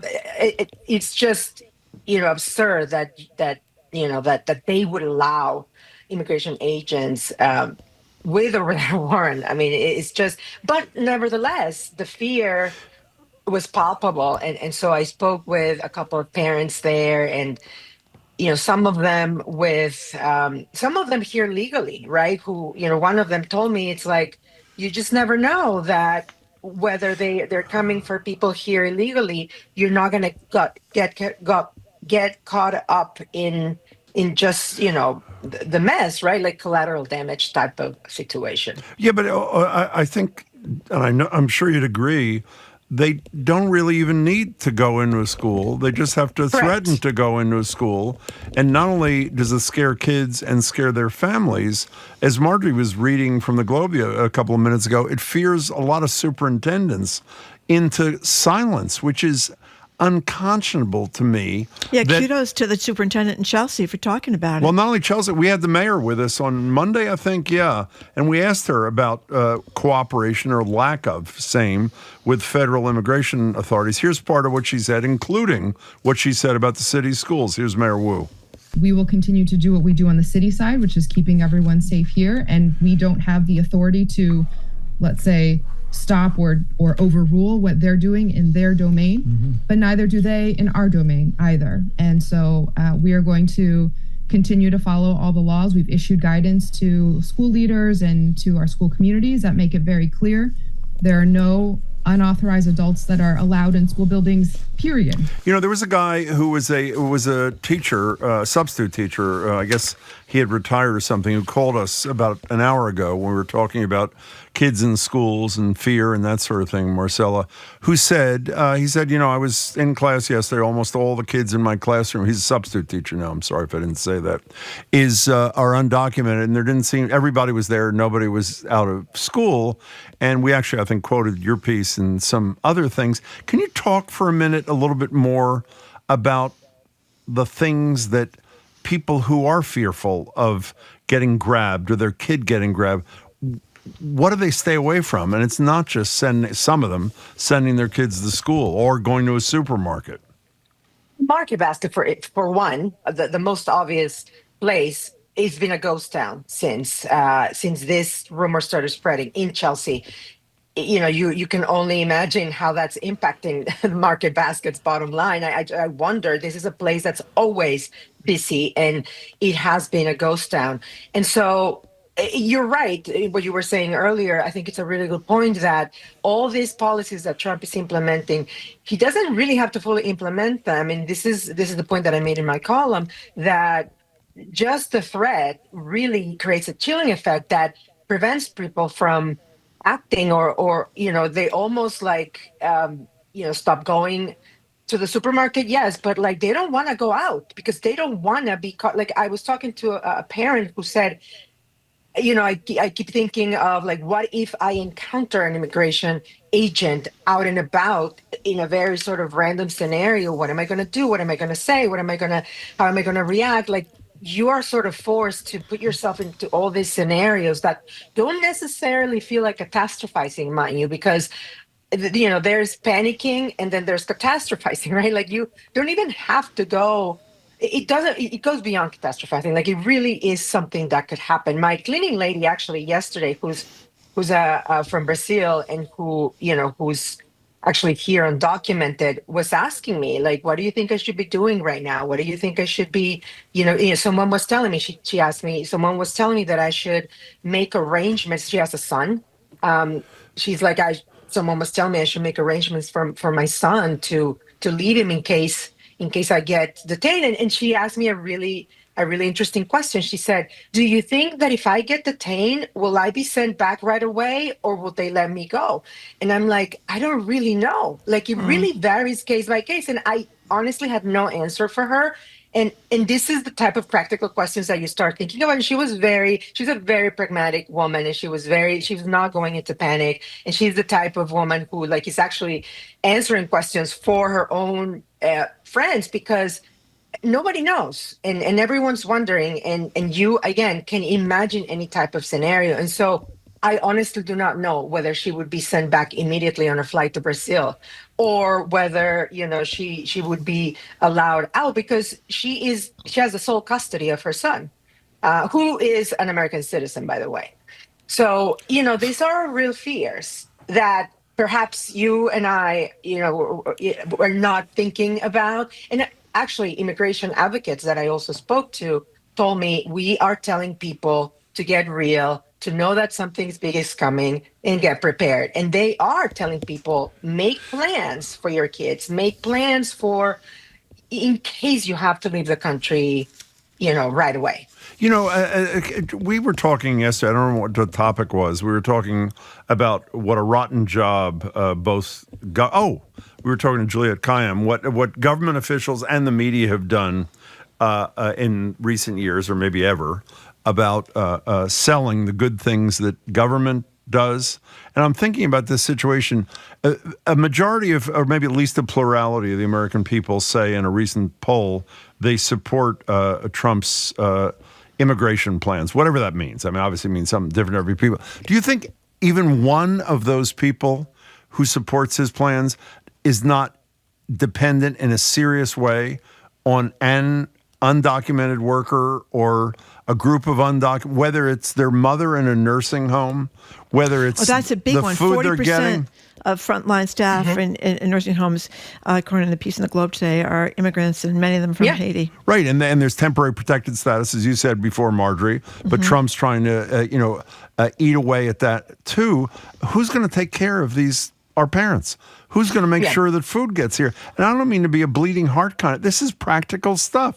Almost everything we are dependent upon. And by the way, the reason things are at least as affordable as they are, even if they're unaffordable, comparatively speaking, is most employers pay undocumented people less than they pay people who are citizens in this country. So, I mean, it's just the lack of knowledge is just intense, I think you hit the nail on the head. Like, there's this fundamental void in just the average American. They don't really understand how this works. And no, to your question, Robert Kennedy doesn't know how Medicare and Medicaid work, so there's no reason. But go ahead. I'm sorry. Go ahead. Yeah, no, it's okay. But to your point, to your question, there isn't a single person out there that doesn't depend on immigrant labor or immigrant anything that out there. It just doesn't exist, really.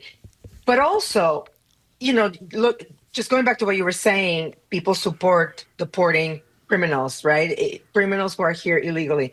So, but when you Axios had a very interesting poll recently in which they asked that question: do you support Trump's plans to deport immigrants here illegally? A majority said yes, And then when you start asking them, how are you going to deport them and who exactly you're going to deport, then the percentage starts to drop. The other thing is that this sort of this is a semantics game, right? Like when Trump talks about criminals, what they're doing right now is that they're trying to criminalize all immigrants, right? Like this is what happened with all the immigrants. This is what's happening with the immigrants who have TPS right now. Trump wants to remove TPS status from them to criminalize them, because what they're saying is if you're here illegally, you're a criminal because you're like breaking a law, which is not true. This is not true. Explain why people from Haiti or Venezuela get temporary protected status, Marcela, if you would. So former President Biden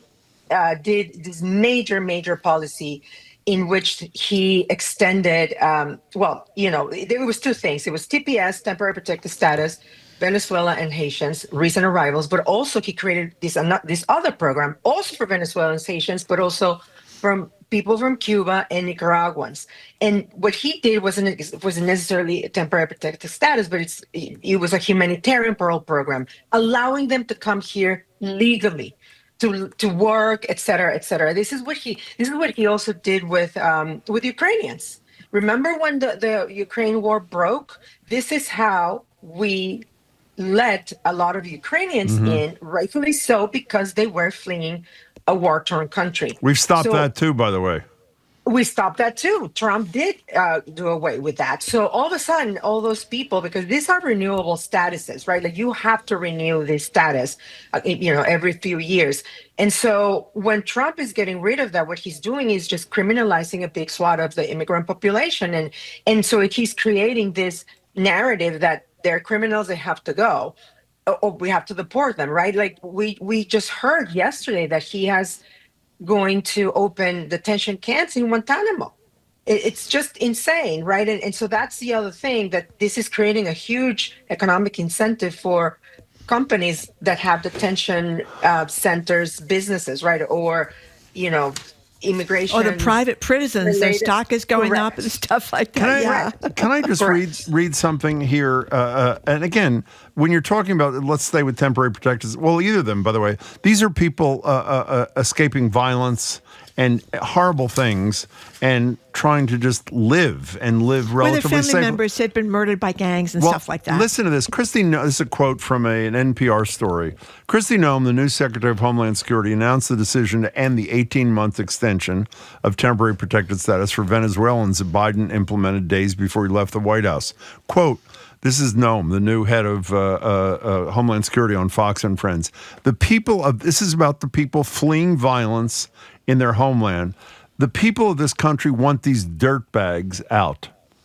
I mean, I know that's red meat, and I know the MAGA crowd loves that. They're all dirtbags. Have you read about 25, 30 of our texts that's saying the same thing? Listen. It's unfathomable. I mean, just as an aside, what else can you expect of a woman that allegedly shot a puppy to death? Not allegedly. No, wait a minute. She wrote about it in her own book. It's not allegedly. Hold on for a second. Hold on for a second. We just have to interject this because you're an animal lover. Where have we come to when we've got a dog killer and a goat killer running Homeland Security, and we've got a guy putting baby chicks and mice in a blender to feed baby chicks in a blender to feed to his birds of prey, and he's going to be in charge of health care. I mean, you also put a dead animal in Central Park, if you remember correctly. Well, at least the animal was already dead, that's or so he point. claimed. It wasn't dropping a baby chick into your Vitamix. Yeah. Oh my God! I didn't mean to derail the conversation. No, it's fine. Go ahead. I think I derailed it. She again is creating the narrative that sort of dehumanizing and otherizing, these people that like Margie said, they are fleeing violence. And we open up the doors to our country as we have done in the past. These are humanitarian programs. They have no chance of survival. And honestly, in the case of Haiti in particular, it's just very, very tragic because their own neighbor, the Dominican Republic, I mean, talk about Trump's policies basically spreading all over the not just the world, but like here in our own backyard. Like the Dominican Republic is deporting, thousands and thousands of Haitians to their neighbor. Like it's just insane that not even the country that they share an island with are not helping them. They really are, in a horrific situation. Marcela Garcia, can we? A minute ago, I played for you sound from Mayor Wu. You may have heard she has an opponent or is about to have an opponent, and you were one of 4 Globe columnists that were asked, I assume, by your boss, Jim Dow, or somebody, to say, does Kraft, who hasn't formally announced yet, Josh Kraft, reportedly it's going to come next week or at least in early February, does Kraft have a chance? And there were 4 of you who wrote this, and can you tell us what you said? Yeah, I focused on a very small slice of city life, if you will. I have been reporting a lot in Boston Public Schools, and in particular, the transportation mess that the Boston Public Schools found itself in at the beginning of the school year when we had a record number of late or no-show yellow buses, right, picking up kids all over the city. And I have been in touch with some of those parents who were affected, and one of them texted me last week to tell me during the coldest day of the year that the school bus hadn't showed up again. And it was the second consecutive day that she had to drive her kid to school, because who's going to leave their kid waiting for a bus that who knows whether it's going to show up out in the cold. Again, this is during the cold spell last week. And then she, almost as an aside, she texted me. She said, look, I'm so glad that Mayor Michelle was going to have an opponent, because I'm just ready for change. I'm excited. I don't know. She's like, to be fair, I don't know if Josh Kraft has, or what are his positions on transportation or education or whatever, but I'm willing to hear it. I'm open to someone just bringing something else to the table. And it just occurred to me that this is a lane that maybe Josh Kraft would be smart to run on, right? The discontent, the dissatisfaction that there is among parents vis-a-vis the Boston Public School and the state of the schools. So that was my take. I don't know how big that constituency is, but it seemed to me like it's a natural sort of constituency for Josh Kraft, for any opponent of Wu. I do still believe that she has a very strong chance of winning, just because the schools is not just it's not something that voters in Boston historically have sort of voted on, which has always baffled me, right? Because it's a huge part of the budget. All of our taxes, go there. We fund the schools, and yet we don't seem to hold the mayor accountable for the state of the schools. And I don't. As really evidenced know by the fact that no incumbent has lost since whatever. Exactly. Yeah. There you go. And so I don't feel very strongly that that's the issue, that, he should be just running on entirely, but it is a lane. Yeah. Okay, so before you go, Marcela Garcia, you pulled in a cool, I think, $200 because you've got TikTok dog stars. TikTok dog stars. So, not anymore, by the way. I haven't gotten paid in the app in fact, I've actually been spending money on the app, buying stuff on the TikTok shop, because I don't know if you know, there's a shop on TikTok. Oh, we do. And you buy all sorts of things. And so, yeah, it's been actually, a source of my money goes there as opposed to the other way around. Well, what do you think about the whole fate of TikTok? We thought we were going to lose it altogether. We have a suspension of that, at least for now. President Trump is, I'm sure, very popular with a lot of TikTok entrepreneurs. But what do you think about TikTok? I mean, it's hard to tell. It was interesting, that sort of about face that President Trump did, because as you may recall, he was completely opposed to to have, back in when he was during his first term. And then when he realized how hugely popular he was on TikTok, he changed his mind about it and he wanted to save it. And then he kind of did, at least he gave it an extension. He gave it a breath of life. We don't know what's going to happen. I think the app could this is a law that Congress passed and that the former president signed.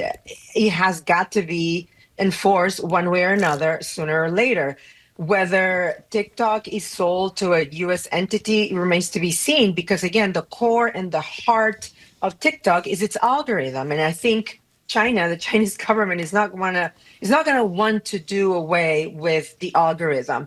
And if it's sold to a U.S. entity, I think it will be just a shell. It will be without the algorithm, which is what makes TikTok, frankly. And so I don't know. I can see it going away entirely because of that law. Because all he can do, President Trump, right now is just delay enforcement.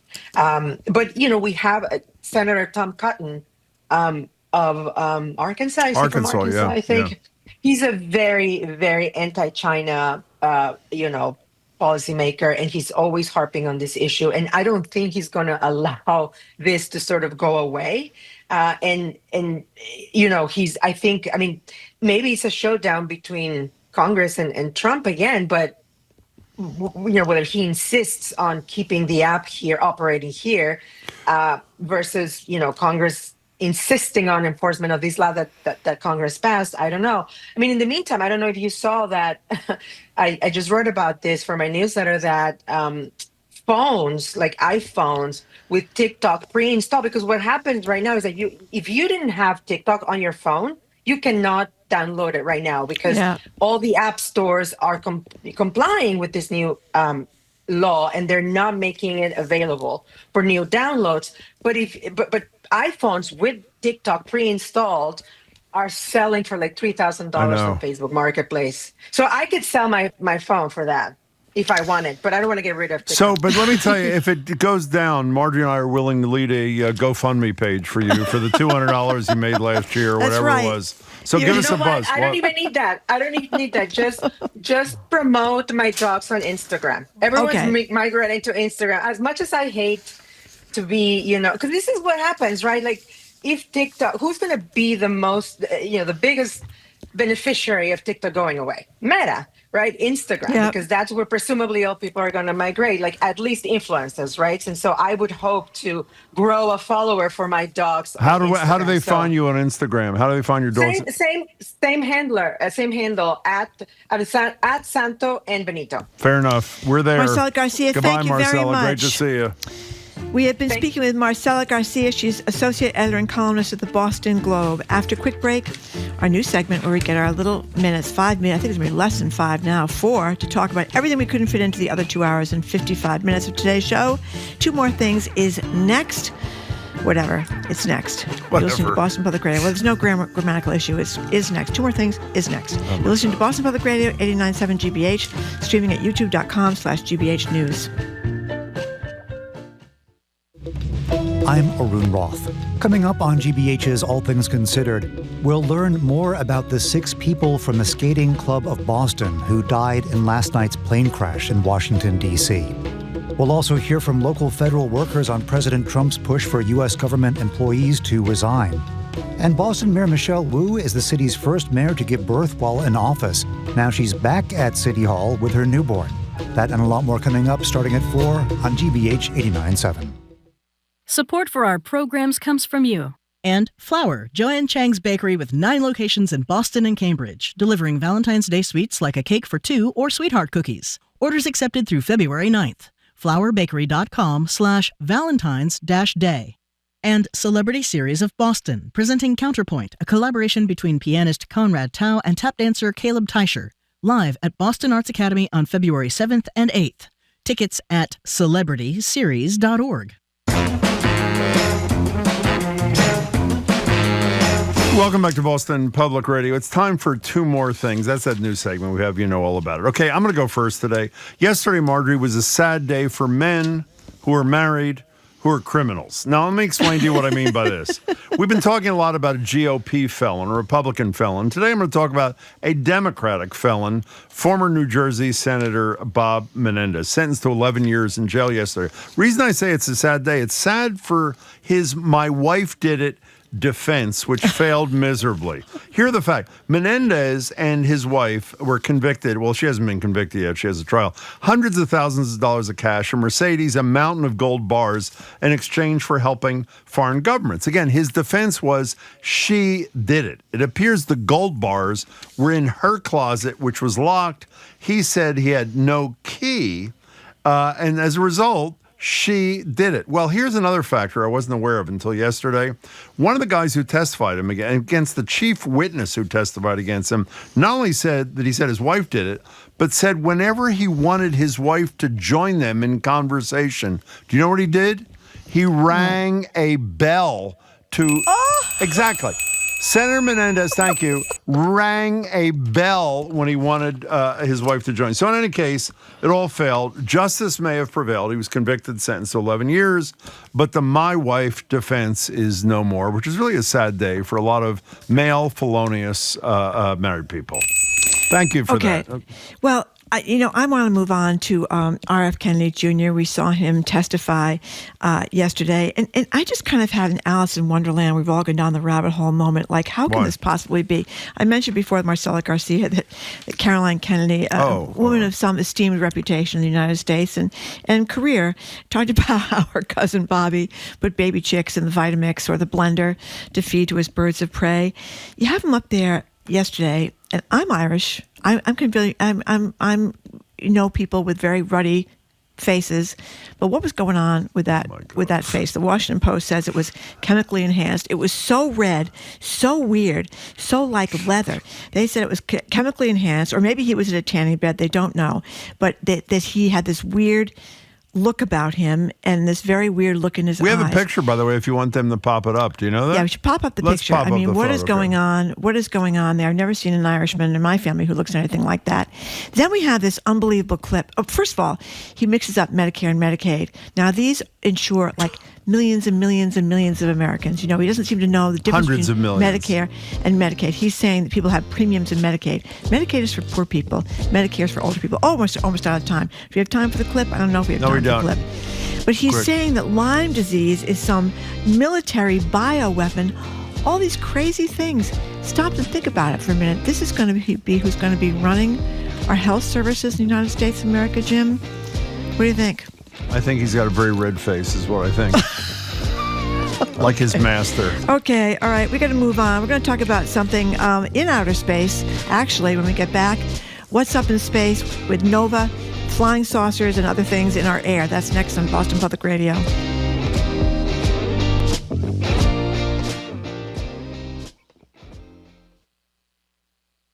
The best way to support your GBH radio listening is by becoming a GBH sustainer. It takes just 2 minutes to enroll and a few dollars a month on your credit card.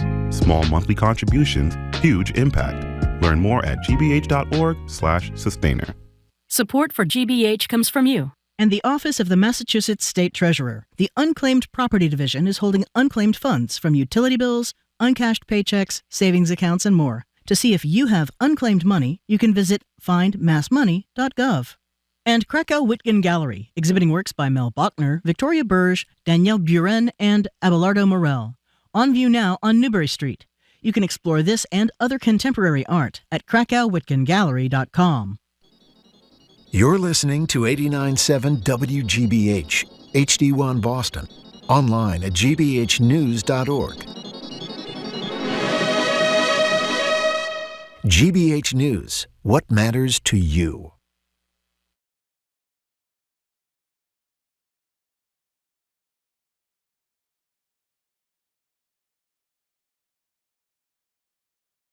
I'm Jim Bradley, ahead of the third, some might say out of this world hour of Boston Public Radio. Marjorie has been patiently waiting for the Nova UFO documentary for years.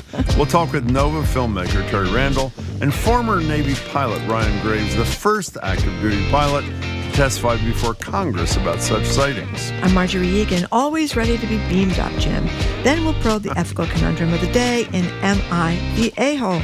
Today's issue, one close to Jim's heart.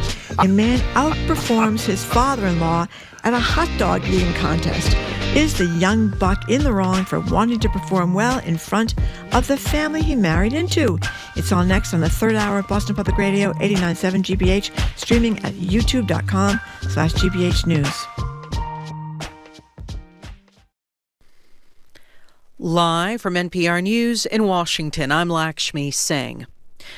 President Trump is blaming Biden-era diversity policies and lowered standards for last night's plane crash in the Washington, D.C. area. FAA says people with severe disabilities are most underrepresented segment of the workforce, and they want them in, and they can be air traffic controllers. I don't think so. Trump connecting DEI policies rolled back under his executive actions with a mid-air collision at Reagan National Airport between an American Airlines regional jet from Wichita, Kansas, and an Army Black Hawk helicopter.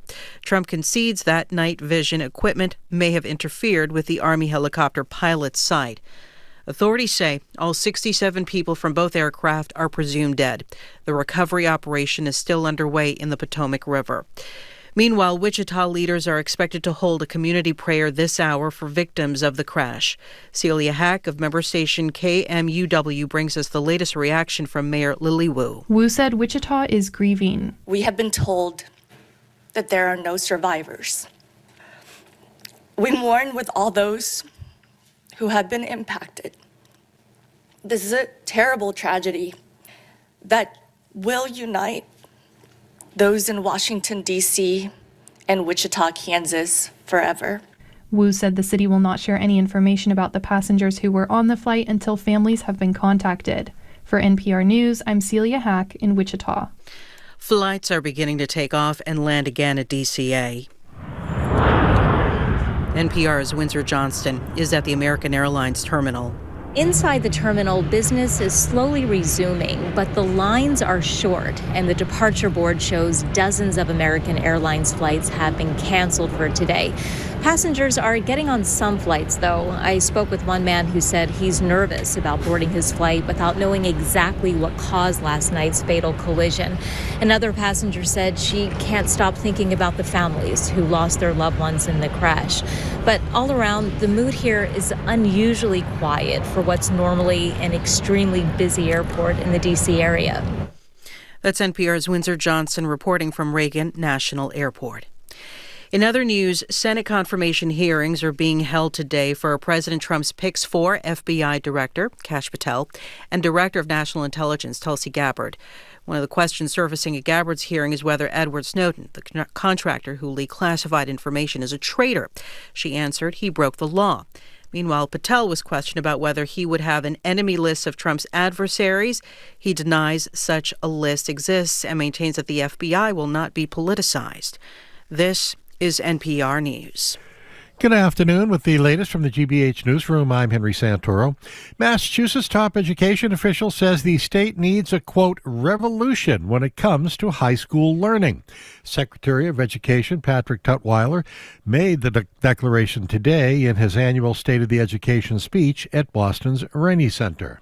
I think everyone here knows my background is in high school, and as a high school principal, high school teacher, I can say with great confidence that we need a revolution in high school in Massachusetts. Tutwiler's comments drew appreciation from the crowd. They follow a report showing the state's low-income students and students of color are falling further behind their white and wealthy peers. Well, as we have been hearing, a pair of former world champion figure skaters from Russia who teach at the Skating Club of Boston, located in Norwood, were on that American Airlines plane that collided with a Black Hawk military helicopter last night. And an official at the skating club tells local news outlets that 6 people from the Boston area were on that plane. Russian state media confirms that Zhenya Shishkova and Vadim Nomov were aboard American Airlines Flight 5342 when it crashed on approach to Reagan National Airport. The pair are listed as coaches on the Boston Skating Club's website. Kremlin also confirms that they were on that plane, and as we are being told, no survivors of that crash. 28 degrees in Boston right now. This is GBH News. Support for NPR comes from BetterHelp, committed to supporting mental health through therapy and helping clients find balance. Clients are matched with one of 35,000 therapists for online therapy from anywhere at betterhelp.com/public.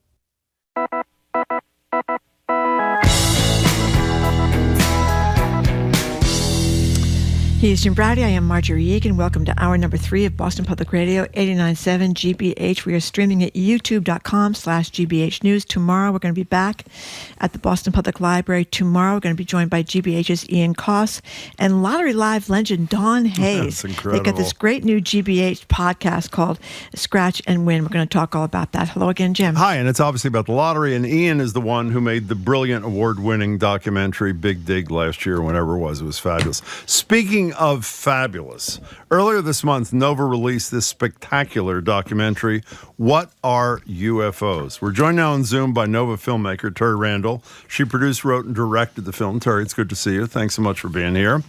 And we're also joined, I was going to say about one of the stars. I guess you don't call them stars and things like this. Ryan Graves. Ryan is a former Navy pilot who was the first active duty pilot to come forward publicly about regular sightings of unidentified aerial phenomenon. That's what UAPs, that's what UFOs are called now. He testified before Congress about it. What Are UFOs is available to stream online at pbs.org/Nova, Nova's YouTube channel, the PBS Documentaries Prime Video channel, and the PBS app. Welcome to both of you. It's great to have you. Thanks for being here. Thanks. Thank you. Yeah, thank you so much for coming. I learned so much in this. I particularly love the side issues of the Hollywood films with the poor blonde woman being carried off like King Kong, with like 4 green creatures and all that kind of stuff. But Terri, start with you and explain what you were setting out to do here in this documentary. Well, the thing that we were really trying to do is to try to separate fact from fiction. Science fiction has really given us all this picture of UFOs. And, the question is, what role can science play in helping decode what these objects are, especially some of the objects that Ryan will talk about that Navy pilots have seen, which are, still remain unknown. Is there a way for science to help solve the mystery? And that was what we were trying to do in the film, is to give the public some clues about how to think about some of these images they've seen and how can we decode them. Clues received, Terri, let me tell you. So, Ryan, you were a first, as I say, in a number of ways. Why was there such reluctance among people in your world to speak publicly about some of the things that had been seen through the years, do you think? Well, I think 2 primary reasons. One, we don't necessarily have all the answers of what we're seeing. And so there's a natural hesitation to want to fit it into a bucket that's convenient to continue going about our training missions and our operations. But there's a very real stigma that exists where pilots are afraid to have professional or personal ramifications come down range for reporting these instances. But ultimately, the reporting has been consistent enough and widespread enough that as tactical aviators that are responsible for the security of our airspace, we need to have the proper procedures and mechanisms in place so that we can ensure that we do know what's in our sky, be it adversary, friendly, or something else. When you're in front of Congress, we've talked about how when the subject matter is critical tech things, particularly cutting edge tech things, so many members of Congress clearly have no idea what they're talking about or what the witness is talking about. What kind of reception do you think you got, and how much understanding of the subject matter do you think was in the room? Well, to their benefit, operating a sophisticated $100 million weapon system such as the F-18 Super Hornet requires half a decade of training and experience to even become somewhat proficient. It'll take another 10 to 12 years until you're considered an expert in those types of platforms. So I think that there's a limited amount of expertise within Congress that truly understands how these systems work, what makes them so reliable and sophisticated. But ultimately, I think that they were asking pertinent questions about how we can resolve this issue, how we can move forward with a better understanding, which I think is all we can ask. That's good. Well, Terri, before we get back to you, just Ryan, tell us about the gimbal. I mean, I was so impressed. I felt like I was watching The Right Stuff with a bunch of pilots talking about, in a very calm way, what they were seeing outside the window. So tell us about the gimbal, what it is. Certainly. Well, what it is I think still up for debate. But exactly. That object was detected by a single F-18 with two very experienced air crew inside of it, who had just finished a large-scale air-to-air training mission off the deck of the USS Theodore Roosevelt aircraft carrier. They detected it with their radar systems about 50 miles away and began to proceed towards the object in order to utilize other sensors to further validate what they were seeing. Having an object or multiple objects within the secure airspace of an aircraft carrier is a pretty big deal. We're not operating, near an airport. We're about 350 miles off the coast. So to have a large number of objects, 6 to 12 objects that are operating in the vicinity of the aircraft that are not responding to our electronic warfare, our identification mechanisms, is a cause for concern. The air crew flew up to about 6 miles from the object. It was nighttime, gathered as much information as they could, and then departed in order to meet their deck time on the carrier. And the gimbal was the thing saw, just where it rotated yes, where mid-flight. it rotated. Is that not right? Ryan? It looked like it. Yeah, that's correct. And, there were multiple sensors that were independently correlating what we were seeing. And I had the privilege of observing the radar data in its full form after the landing in the classified spaces. And, what's interesting is that the objects were moving. The gimbal object itself was proceeding along a straight path. There was another 4 to 6 objects behind it that were flying in a formation. And they reversed direction about 180 degrees and started to proceed in the opposite direction. And that aligned perfectly with when we see the rotation of the object, when it began to essentially stop its motion and then reverse in the opposite direction to follow that formation.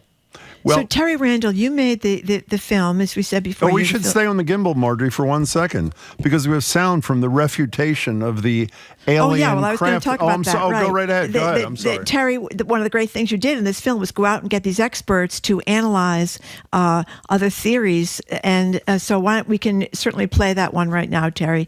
A theory from the now famous 2015 gimbal UFO sighting is that it was just distorted light glare from a distant plane. You had this guy, Mick West, on, a UFO skeptic, who spent years creating real-world experiments to disprove the alien craft theory, and here he is. Take your cell phone and point the camera at a bright light, a single light, and then rotate your cell phone. So if you have a glare, like an artifact of the camera, when the camera rotates, the scene itself doesn't rotate, but the glare rotates. And I think that's what we're seeing in the gimbal video.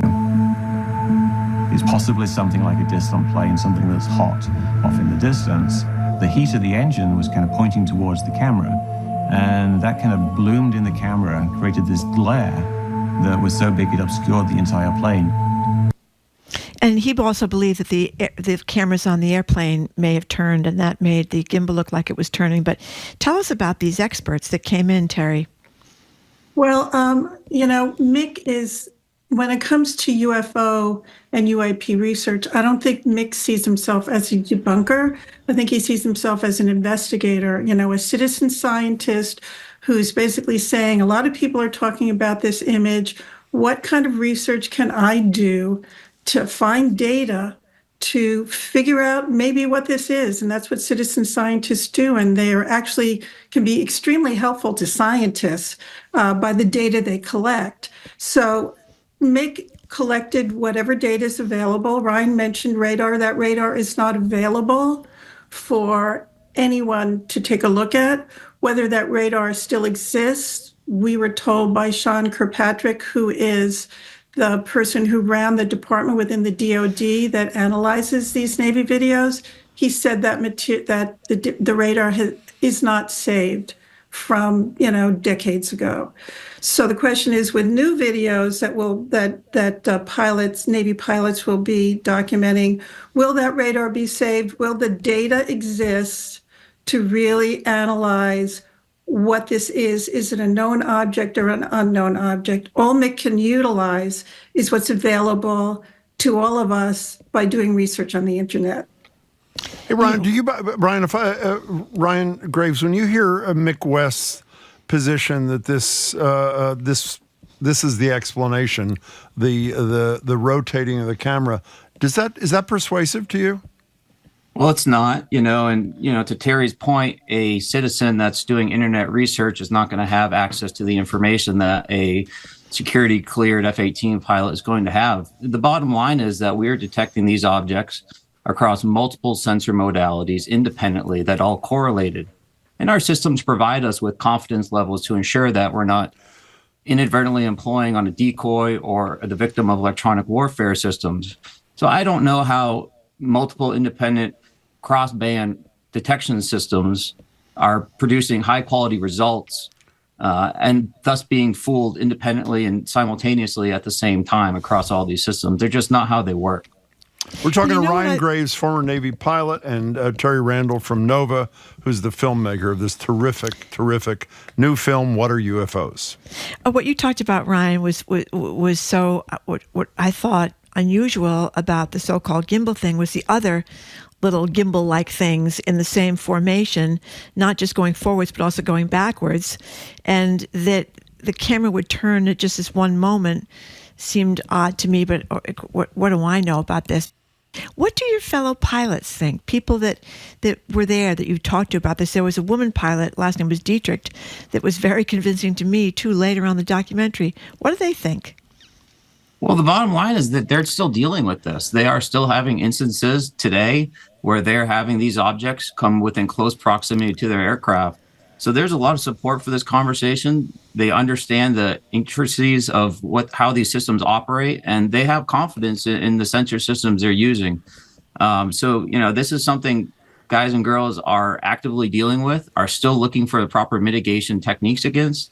And I think there's a real concern within the community about whether this is potentially a foreign actor that could be spying on us. Terri Randall, could you take us back in history for a second as you do in your film? When did this all start? I mean, what was the thing that happened that all of a sudden had us start talking about, I guess, flying saucers was the term of art in the early days? What happened? Well, there was a pilot named Kenneth Arnold back in 1947 who spotted something that was in this, that he characterized as being in the shape of a saucer. And it really took off in the media. And a lot of people started seeing things in the night sky that looked saucer shaped. So that was really the beginning of this, all these sightings. And the Air Force did look into these sightings from the 40s until the 60s. They could identify most of them, but there are some they could not identify, but they did close the door on the research. And at that point in the late 60s, scientific research it became taboo to do this research. It's just now becoming something through pilots like Ryan that's being brought to the attention to the public and to the scientific community to start looking into this again, that it's an important issue to start to collect data so scientists can actually study this. Without data, if you only have the human experience, if you only have that one sighting, you don't have enough for scientists to really contribute to the conversation. Well, Terri, what about the role, you talked about this at the end of the film, the role of cell phones in all this? Well, there is an app that's been developed by a company called Enigma Labs. And so if you see something and you tape it, or if you have a story that you want to share about something you saw, you can send it into Enigma Labs. And eventually, I think their hope is that scientists will be able to utilize the information that's actually available on cell phones, the GPS information, that there's a lot of data there that could be used to start to decode what these objects are. I want to go back. I'm sorry to stay in the 40s for a second. There were other things that happened that we learned in later years suggest that our government was not telling us the truth, the whole truth, and nothing but, which leads to a lot of the conspiracy concerns, etc. Right. Can you tell us, well, I guess it was Roswell, tell us exactly what happened and how long it took until we got the truth. God, I'm trying to think of how long it was. It was decades before we got but there was a secret government program called Mogul. And when the public started to see some strange looking objects in the sky, the government poo-pooed it and said, no, you didn't see anything. This is just a balloon. And actually it was a balloon, but it was a spy balloon that had a lot of strange technology connected to it. And eventually the government did come forward and say it was a secret project. We didn't want anyone to know about it because they were spying on the Russians. So there is a history also with Area 51. There is a history of the government not revealing experimental technology, whether that's okay or not okay, but that's what's happened. And I'm sure continues to happen. And that some of the sightings that are today very strange could be new technology that's being tested by the government or by private industry. Yeah, I mean, you've piloted some of the most sophisticated technology, Ryan, ever created by man or woman.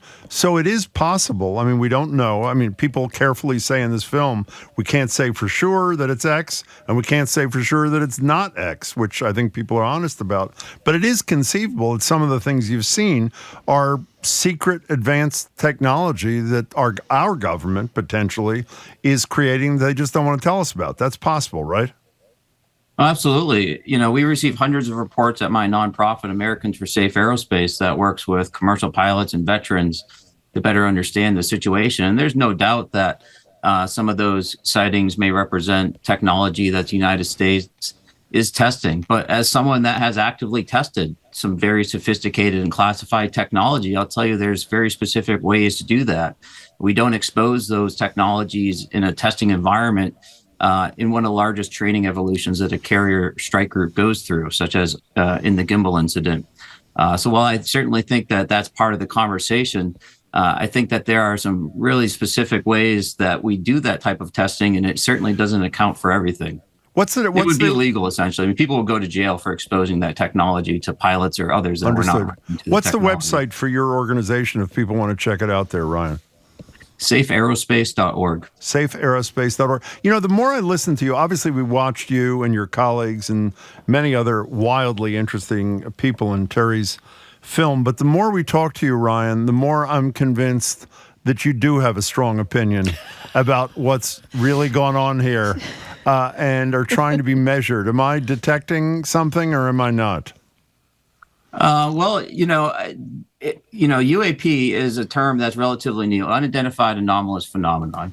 And it's a broad domain explanation that covers underwater, in the atmosphere, and in space as well. Generally speaking, the All-Domain Anomaly Resolution Office within the Pentagon defines a UAP as something that's exhibiting capabilities that are beyond the state of the art, as if 5 to 7 years in the future, at least, that it would take us to start that technology. I've heard from enough highly credible, highly respected, highly well-placed, highly educated individuals that have either served this country or this government in their full capacity that have had very strong experiences that have changed the way that they are living their life and viewing the universe.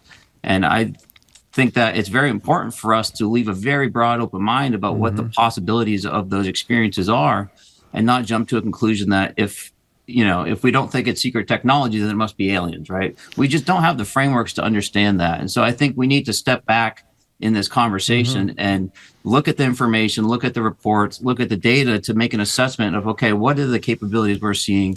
And then start to think about what it could mean. Because if we jump ahead, yes, it's a cause. It causes ridicule. It causes people to turn away from the conversation, and ultimately, I think it's non-productive to our national security. We've seen the results of drone warfare advancing in Ukraine. We have to understand what's in our airspace. Yeah, one of the things I learned when you see things in the sky, I didn't know you could see the International Space Station. I didn't know you could see some of the Starlink satellites, Elon Musk up there. But Elon Musk himself is not up there yet. He's not there. He's not there. We know Not what you yet. mean, Margie. Not yet. Okay. But his that Yes, string indeed. of the Yeah, satellites. I know. But one of the things, and this is just, I had to take physics for poets. I can barely add 2 and 2. but it just common sense sort of tells you the universe is massive. You know, at the end, Terry, you pointed out that it took us 9 years and 5 months to reach great. Pluto in one of our space vehicles. But there are undoubtedly, I would think, in this massive universe, we're not the only civilization. It seems crazy to even think that. And we may be one of the newest civilizations. There could be people that were billions of years, or some things that were billions of years ahead. So the idea that we don't have the technology to get here faster in these little Tik Tok things you see flying around, or the gimbal or whatever, just seems a little arrogant on our part. And I wonder what your sense is, having done this film. I think the question, are we alone, is a question scientists worldwide are studying and are really, really fascinated to answer that question. And I don't think there's any scientist who says we're definitely alone. So yes, the universe is huge. It's much bigger than any of us can even begin to imagine. And the distances between stars just as vast. So it is a question that what kind of technology would be necessary to reach us. And if it's that sophisticated, then why would it crash?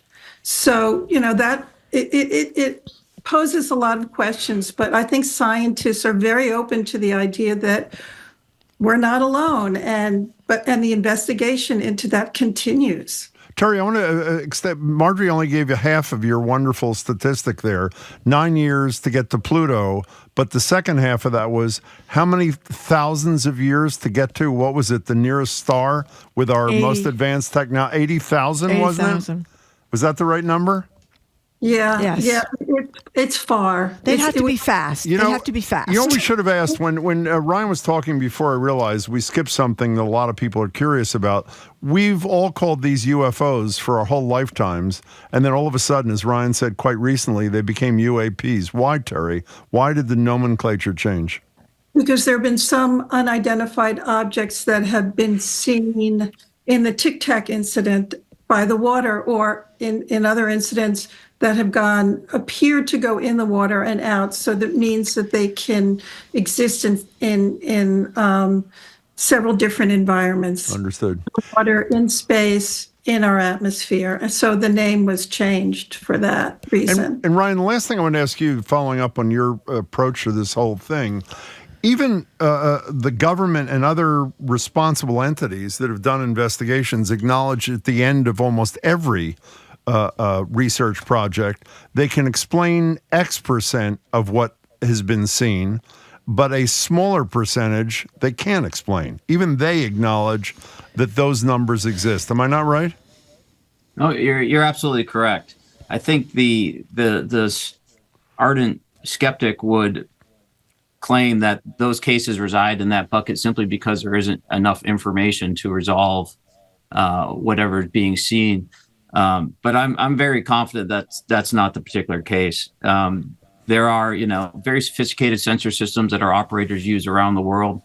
And some of these have captured extremely interesting and apparently what we would call new technologies that we still need to determine where they come from. Are they an adversary? Is it something else? So, I've had the privilege to have people report a lot of this information to me. I know Arrow has had the same, and there are other organizations out there. The bottom line is some of these cases are quite spectacular, quite clear. And I think, I personally believe, because I don't have the security clearance that will allow me to access this, that there are, very, very hard to grapple with high resolution imagery and radar data accompanying some of these reports. Let me just say, I know I speak for Marjorie as we started. Terry, we both learned so much. Any viewer will. It's a terrific, terrific addition to the, I was going to say literature, but the information we've all had on something that almost everybody is obsessed with. It's great to see you both. Great to meet you, Ryan. Terry, it's great to see you. Thanks so much. We appreciate it. Ryan, give us your website one more time. safeaerospace.org. Safeaerospace.org. Ryan Graves is a former Navy pilot who served for a decade, 2 deployments in Operation Enduring Freedom and Operation Inherent Resolve, and the first active duty pilot to come forward publicly about regular sightings of unidentified aerial phenomenon. Thank you very much, Ryan. And Terri Randall is the filmmaker of this Nova film, What Are UFOs?, which is available to stream online at pbs.org/Nova, or Nova's YouTube channel, or the PBS Documentaries Prime Video channel, as well as on the PBS app. Thank you both for joining, and this is an absolutely fascinating film. And thank you very much for being with us. Okay, after a quick break, it is Am I the A-Hole Day here on Boston Public Radio. So in an attempt at bonding with his father-in-law, a young man makes a faux pas when he beats the father-in-law in a hot dog eating competition. Who's the a-hole here? Is it the son or just your run-of-the-mill glutton? You're listening to Boston Public Radio, 89.7 GBH, streaming at youtube.com/GBH News.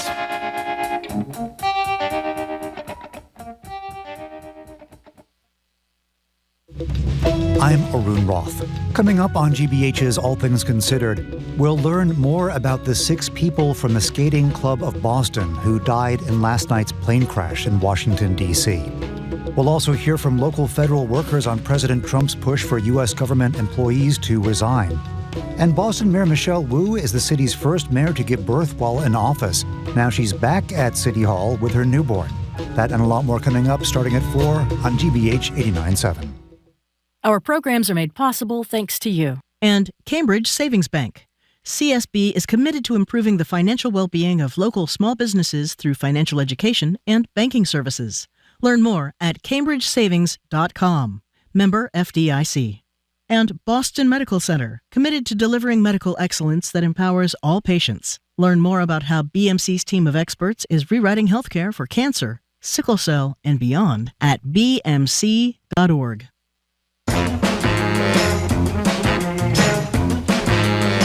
Welcome back to Boston Public Radio. Jim Browdy and Mardregan, streaming at youtube.com/GBH News, and obviously back at the library tomorrow for Live Music Friday. It can be hard to make inroads with your in-laws, but one safe bet is always to find a shared interest. But if that shared interest is competitive eating, how many hot dogs should one man be allowed to down before the good impression starts to sour? That's what we're working with this week's Am I the A-Hole? Where we take real-life scenarios, we assume you know this by now, posted to Reddit, allegedly real life, we think they are, and present them back to you. The number to weigh in is 877-301-8970. So here's the deal. About 6 months ago, a 25-year-old guy beat his girlfriend's father in a hot dog eating contest, something the 51-year-old father had won 4 years running. The count was 16 to 12. If you were curious, 16 dogs for the 25-year-old guy, 12 for the father who'd won 4 years in a row. At the time, things seemed totally fine. In fact, so fine that the girlfriend's younger brother, who was 14, agreed to make a T-shirt for the boyfriend called the Doggler, Doggler, commemorating his victory. But sadly, it turns out the Doggler T-shirt had gone to the grandfather the 4 years before. So as the months wore on, everybody thought it was fine. This man's girlfriend brought the contest up during an argument and said the father was, quote, really wounded by losing the hot dog eating contest. So here's the question. Should this boyfriend have been more sensitive to the feelings of the father, who took a lot of pride in his ability to shovel food into his pie hole? So was the young guy who beat him the a-hole? Or is this a classic all's fair in love and hot dogs sort of situation where the boyfriend did nothing wrong and the father, the girlfriend, and anybody else who's been out of shape is the a-hole? It's 877-301-8970. Or are they all a-holes for getting involved in a hot dog eating contest to begin with? 877-301-8970. 8970. A lot of these are clear cut. This is a tough one, I think. Okay. What do you There are a few think? more details here. Please share them. Yeah. The boyfriend had been a casual competitive eater in college, Forgot Jim. that. Yeah, you're right. He signed up before the father signed up because he had been this competitive eater in college. Mm-hmm. And also, when he signed up and told the girlfriend's family, including the father, the father just slapped him on the back and said, "Let the best man win." And maybe Dad was confident because he'd won the contest Exactly. before. 4 years in a row. But it turns out that what really ticked off the dad, and the girlfriend didn't bring this up till months later, right? This is months after the contest. 6 months she brought this later. up. That's right. That's a long time afterwards to let this stew all that time, so to speak. But she says that that her father was really concerned about not having the special Dogler T-shirt made again for him, and he felt bad because the boyfriend was the new Dogler, and the boyfriend's future brother-in-law, I'm getting people confused, but I think Liam, you are beautifully. the 14-year-old yes, Liam, the son of the dad that was supposedly so upset. Liam and his buddies were calling the boyfriend that won, the grizzlied Rizzler, because he'd shoved down glizzy after glizzy down his gullet, and they took pictures with him, and the son made the boyfriend the special Dogler shirt, and Dad just was like bereft. Could you repeat that, please? 877-301-8970. Here's the deal. The boyfriend beat the father in a hot dog eating contest. Everybody's upset with the boyfriend because he should have let the father win or not enter to begin with. So is the guy the a-hole, the guy who got the 16 dogs, or is this other family that's upset because the boyfriend is a better hot dog eater than they are, the big a-holes? 877-301-8970. We have some sound of this young man's girlfriend. By the way, they're not getting married. They're nothing. Marjorie keeps saying that. They're boyfriend, girlfriend. It sounds like they're going to break up. That's this right. is her after seeing her man in a shirt that reads, "You can't beat the glizzied Rizzler." Here it is. You look like the 4th of July. It makes me want a hot dog real bad. You know who that is, of course. 877-301-8970. You haven't said. Who's the a-hole? Well, I could say the girlfriend is for giving her boyfriend a hard time about this. He didn't do anything wrong. He was a competitive eater. He entered the contest first. He beat the guy. But he didn't even notice the guy was behind in the hot dog eating thing. And so and as you know, a texter just said, the father is the a-hole for being such a wiener. He's likely a Trump voter as well, says the texter. And Lisa from Westwood said, if somebody's ego is dependent upon winning a hot dog eating contest, I think they need a checkup from the neck up. That's Lisa. That's all he's got, this guy. He's been the Dogler for 4 straight years. Well, I mean, obviously, he lost his grandson to this boyfriend over the Dogler issue. I mean, it's and by the way, but he travels, we didn't say this, he traveled to the girlfriend's hometown. That's right. To do this thing. So he's in their kind of thing. And the guy, the hot dog eating young man, listen to this quote from him. I decided to give the contest my all. I mean, really? Shut up. Hot dog real bad. Exactly. That's what I was talking about a minute ago. So I have to say, I think that he's the visitor.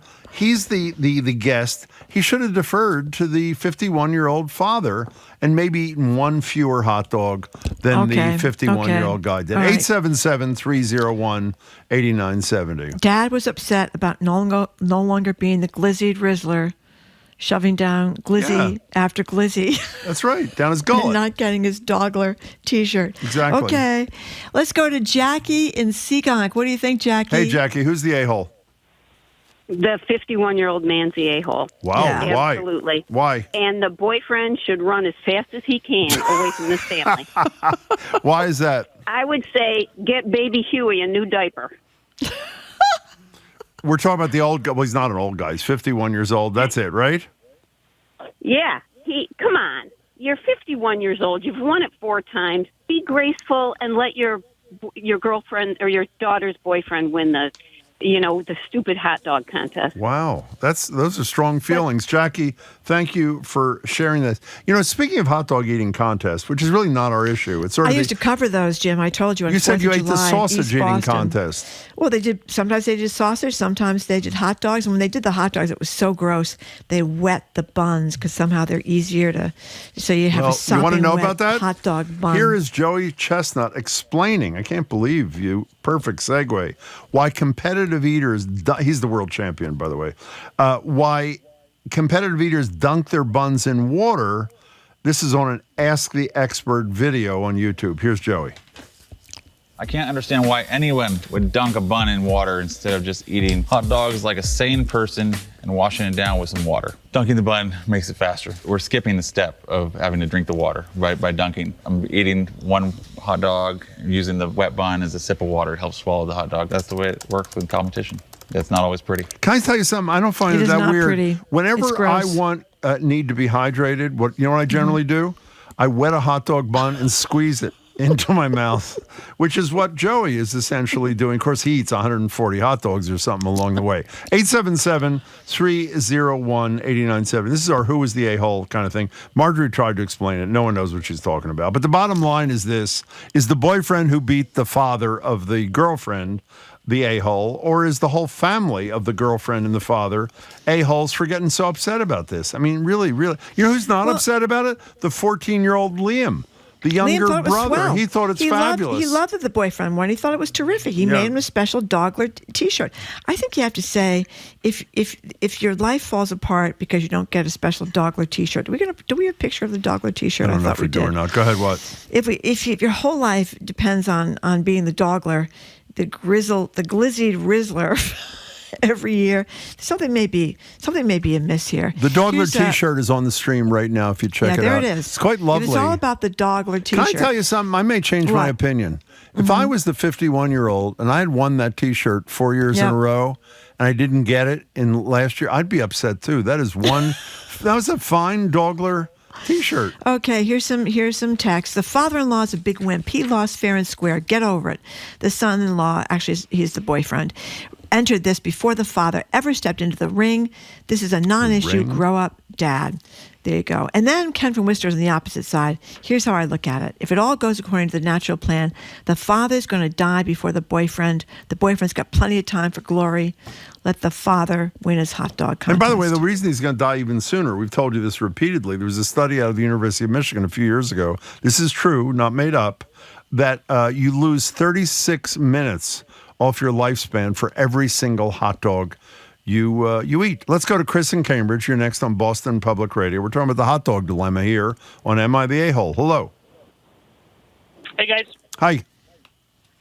I would definitely say the father is. I mean, I feel like there's a certain amount of pride you have to sacrifice to eat hot dogs competitively. So I think he should suck it up and swallow it, pun intended. Speak. Yes, thank you.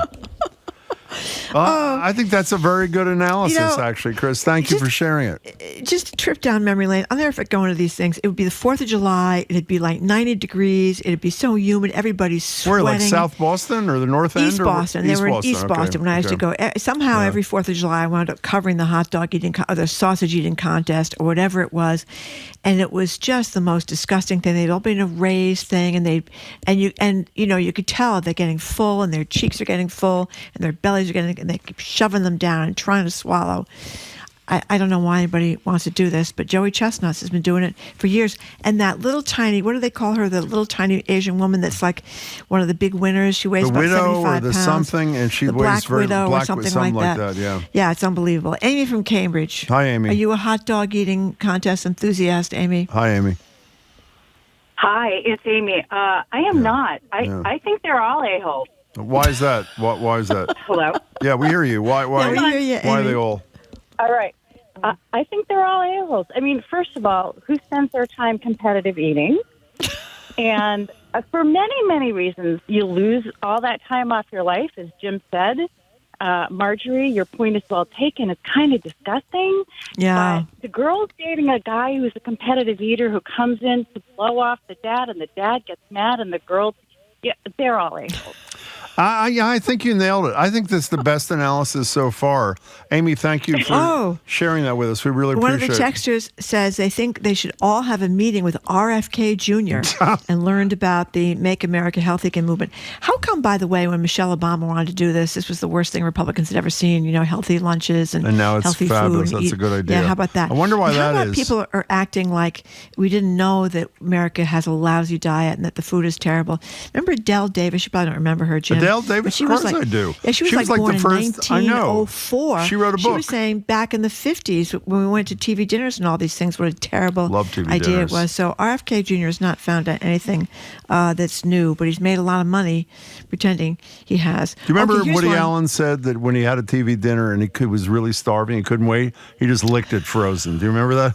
I know we're not supposed to use I want a hot dog real bad. I know she does. Okay, fine. And he did the same thing with the Sara Lee cakes. Or was that you? Did you eat them frozen? I ate the Sara Lee. I ate the Sara Lee chocolate Jim ate them and frozen. banana, a whole cake. Okay. That's why it was the size of a balloon. Okay. Sonia Thomas is the name of Sonia the Thomas. woman.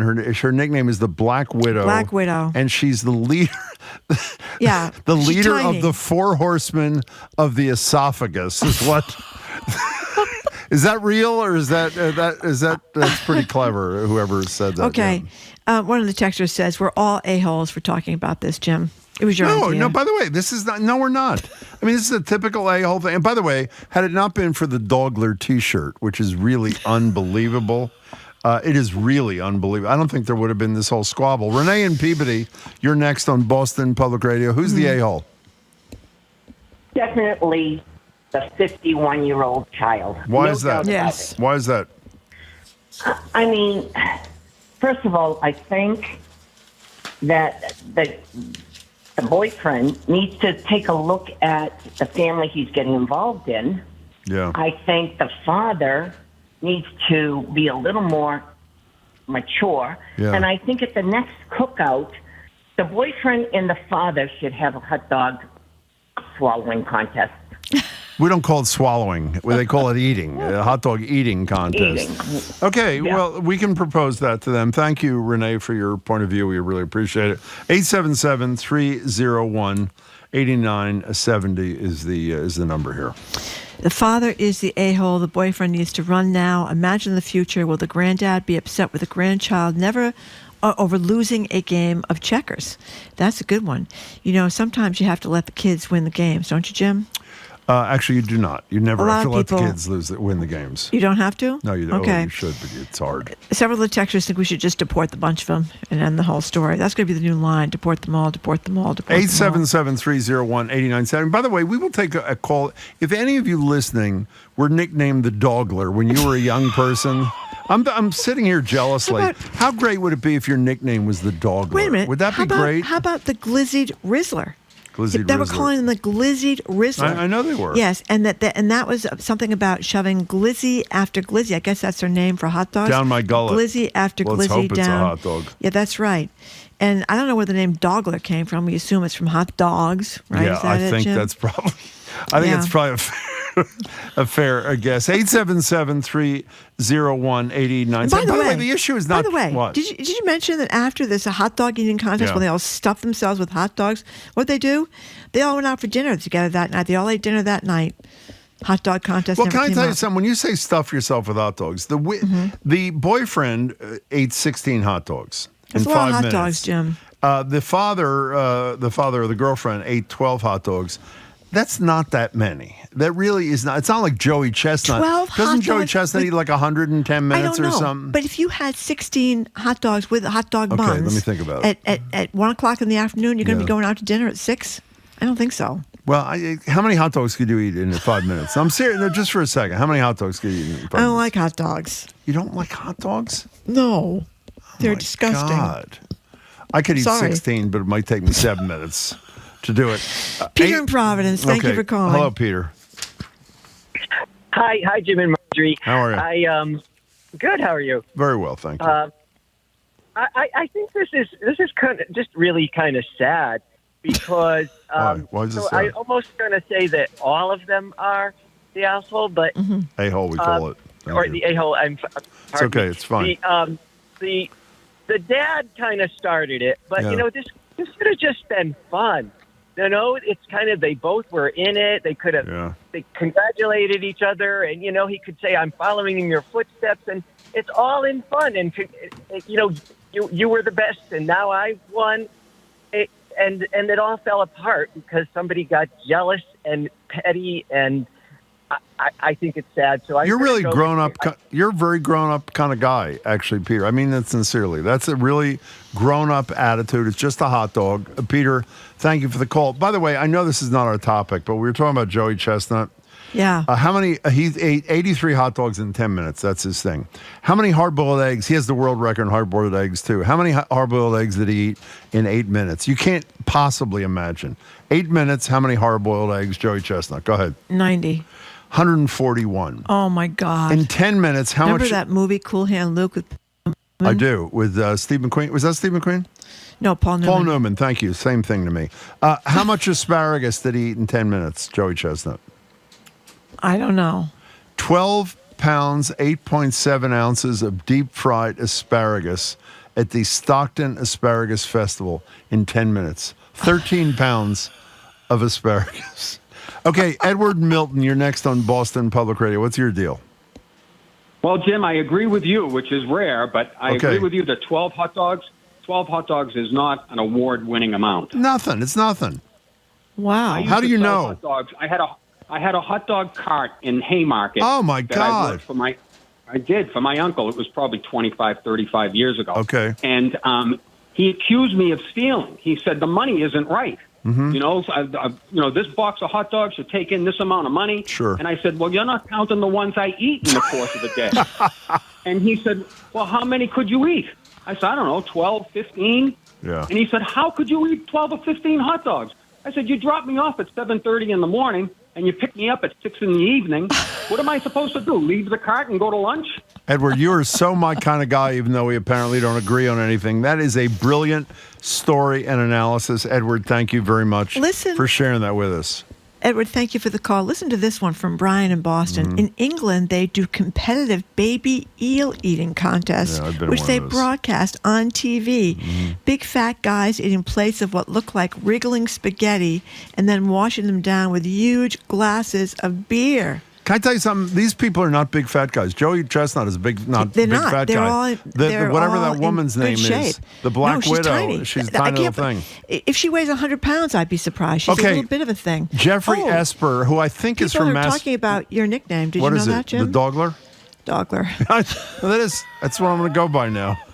I'm going to go Jim Supposedly the Dogler. That's what you already go by. I did not know that. No, but in certain People call settings, you the but Dogler, not on the radio, but in personal settings, occasionally I have been called the Dogler. I can't go into what exactly the setting was, but trust me, it fit. So let me just say this. Jeffrey Esper, who I'm 99% sure, is he the guy who won the Nathan's hot dog thing when Joey Chestnut was disqualified because he was eating like impossible? Okay, we don't know. But whoever he is, he has the world record, Marjorie, on spam eating. How many pounds of spam did he eat in 8 minutes? Go ahead. How many pounds of spam in 8 minutes? Spam is that disgusting thing from Minnesota. Okay, I'd that's say a national food of Hawaii or something. 2.5 pounds? Go up just a drop. 15 pounds? 9.75 pounds of ham. And it's really it's really unbelievable. 877-301-897. We've gotten totally off a kilter here. We're talking about who is the a-hole, the boyfriend who beat the father of the girlfriend when the father's proudest moment is that he had won 4 in a row of the hot dog eating contest, which made him what? What was his name, Marjorie? The Dogler, because he won 4 in a row, and now the boyfriend is the Dogler, which is causing lots of strife in the relationship. Now, someone has done a little math here. You're a good mathematician, I am very so you good can at check math. this Yeah, out. very good, thank you. They said if one hot dog takes 36 minutes off your life, yes. losing a year requires eating 14,600 hot dogs. Yes. If you live to age 80, that's 182.5 hot dogs per year. Yes. So this texter says you should be able to eat as many as you want. I mean, one every other day, I guess. I don't know if the math is correct. I do know I did a calculation after we heard that University of Michigan study. I've had 17,000 hot dogs since last January, since January of 2024. Here is Rob. You are going to wrap this up here from Rhode Island. Who's the a-hole, Rob? Well, I'd have to say I think it's the girl. And the reason being, was it? Obviously they've had an argument, and she's using the fact that the father You're a genius. You were a lost genius. in this thing. Because I can't picture any guy being upset that somebody else beat me in a competition. It's very mature. Now, before you go, since you're obviously the smartest caller today, how many pancakes could you eat in 10 minutes there, Rob? Oh, God, 3. That's 3? Get out of here. Goodbye.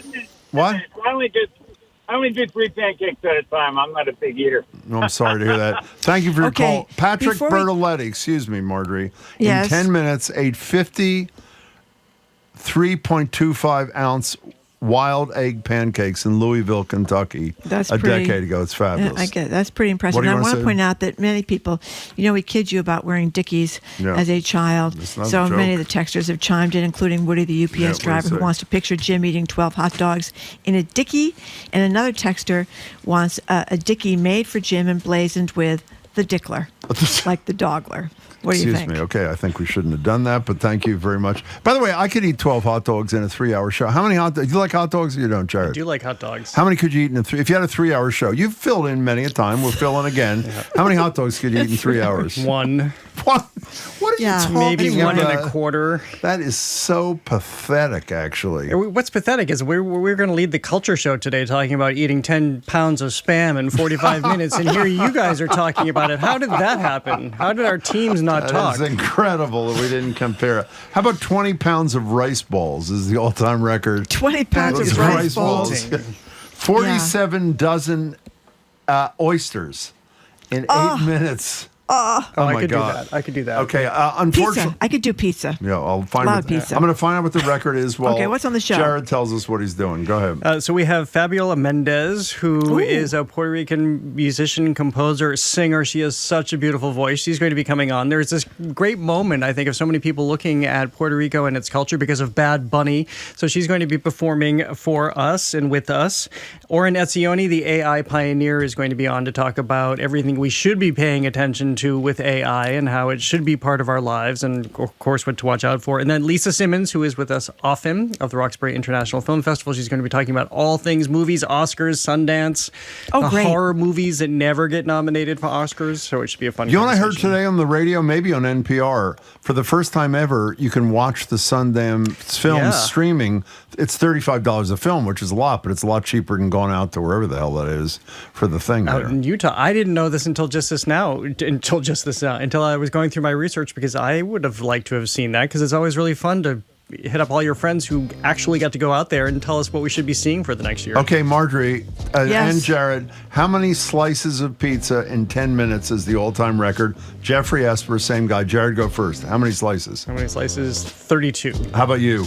53. 83 slices. Oh! So disgusting. What kind of pizza? I don't know. How the hell do I know? Let's hope it's just plain pizza. Imagine if you had like a, one with everything. That's Oh my the only God. way I'd eat it.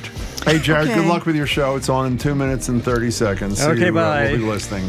Thanks for tuning in to another edition of Bye. Boston Public Radio. Tomorrow we're going to be back at the Boston Public Library with jazz from the Chinese-born Zeishu Liu for Live Music Friday ahead of a show at the Charles Hotel Regatta Bar. Also with us, Big Dig host Ian Koss and Dawn Hayes. You remember her as the host of Lottery Live, and Ian did the great Big Dig podcast. They're going to tell us about this new GBH News podcast, Scratch and Win. Boston Medical Center's Dr. Catherine Gergen-Barnett, and the NAACP's Michael Curry talking about how healthcare and public health is going to be impacted by Trump's executive orders. We want to thank our crew, Zoe Matthews, Aidan Conley, Nicole Garcia, Hannah Loss, our engineer, John LaQual Parker, our executive producer, Jane Bologna. Special thanks to Brad Lewis for running our live stream today. By the way, we have our own podcast. You can check it out, as well as our TikTok page at Boston Public Radio. The Culture Show with Jared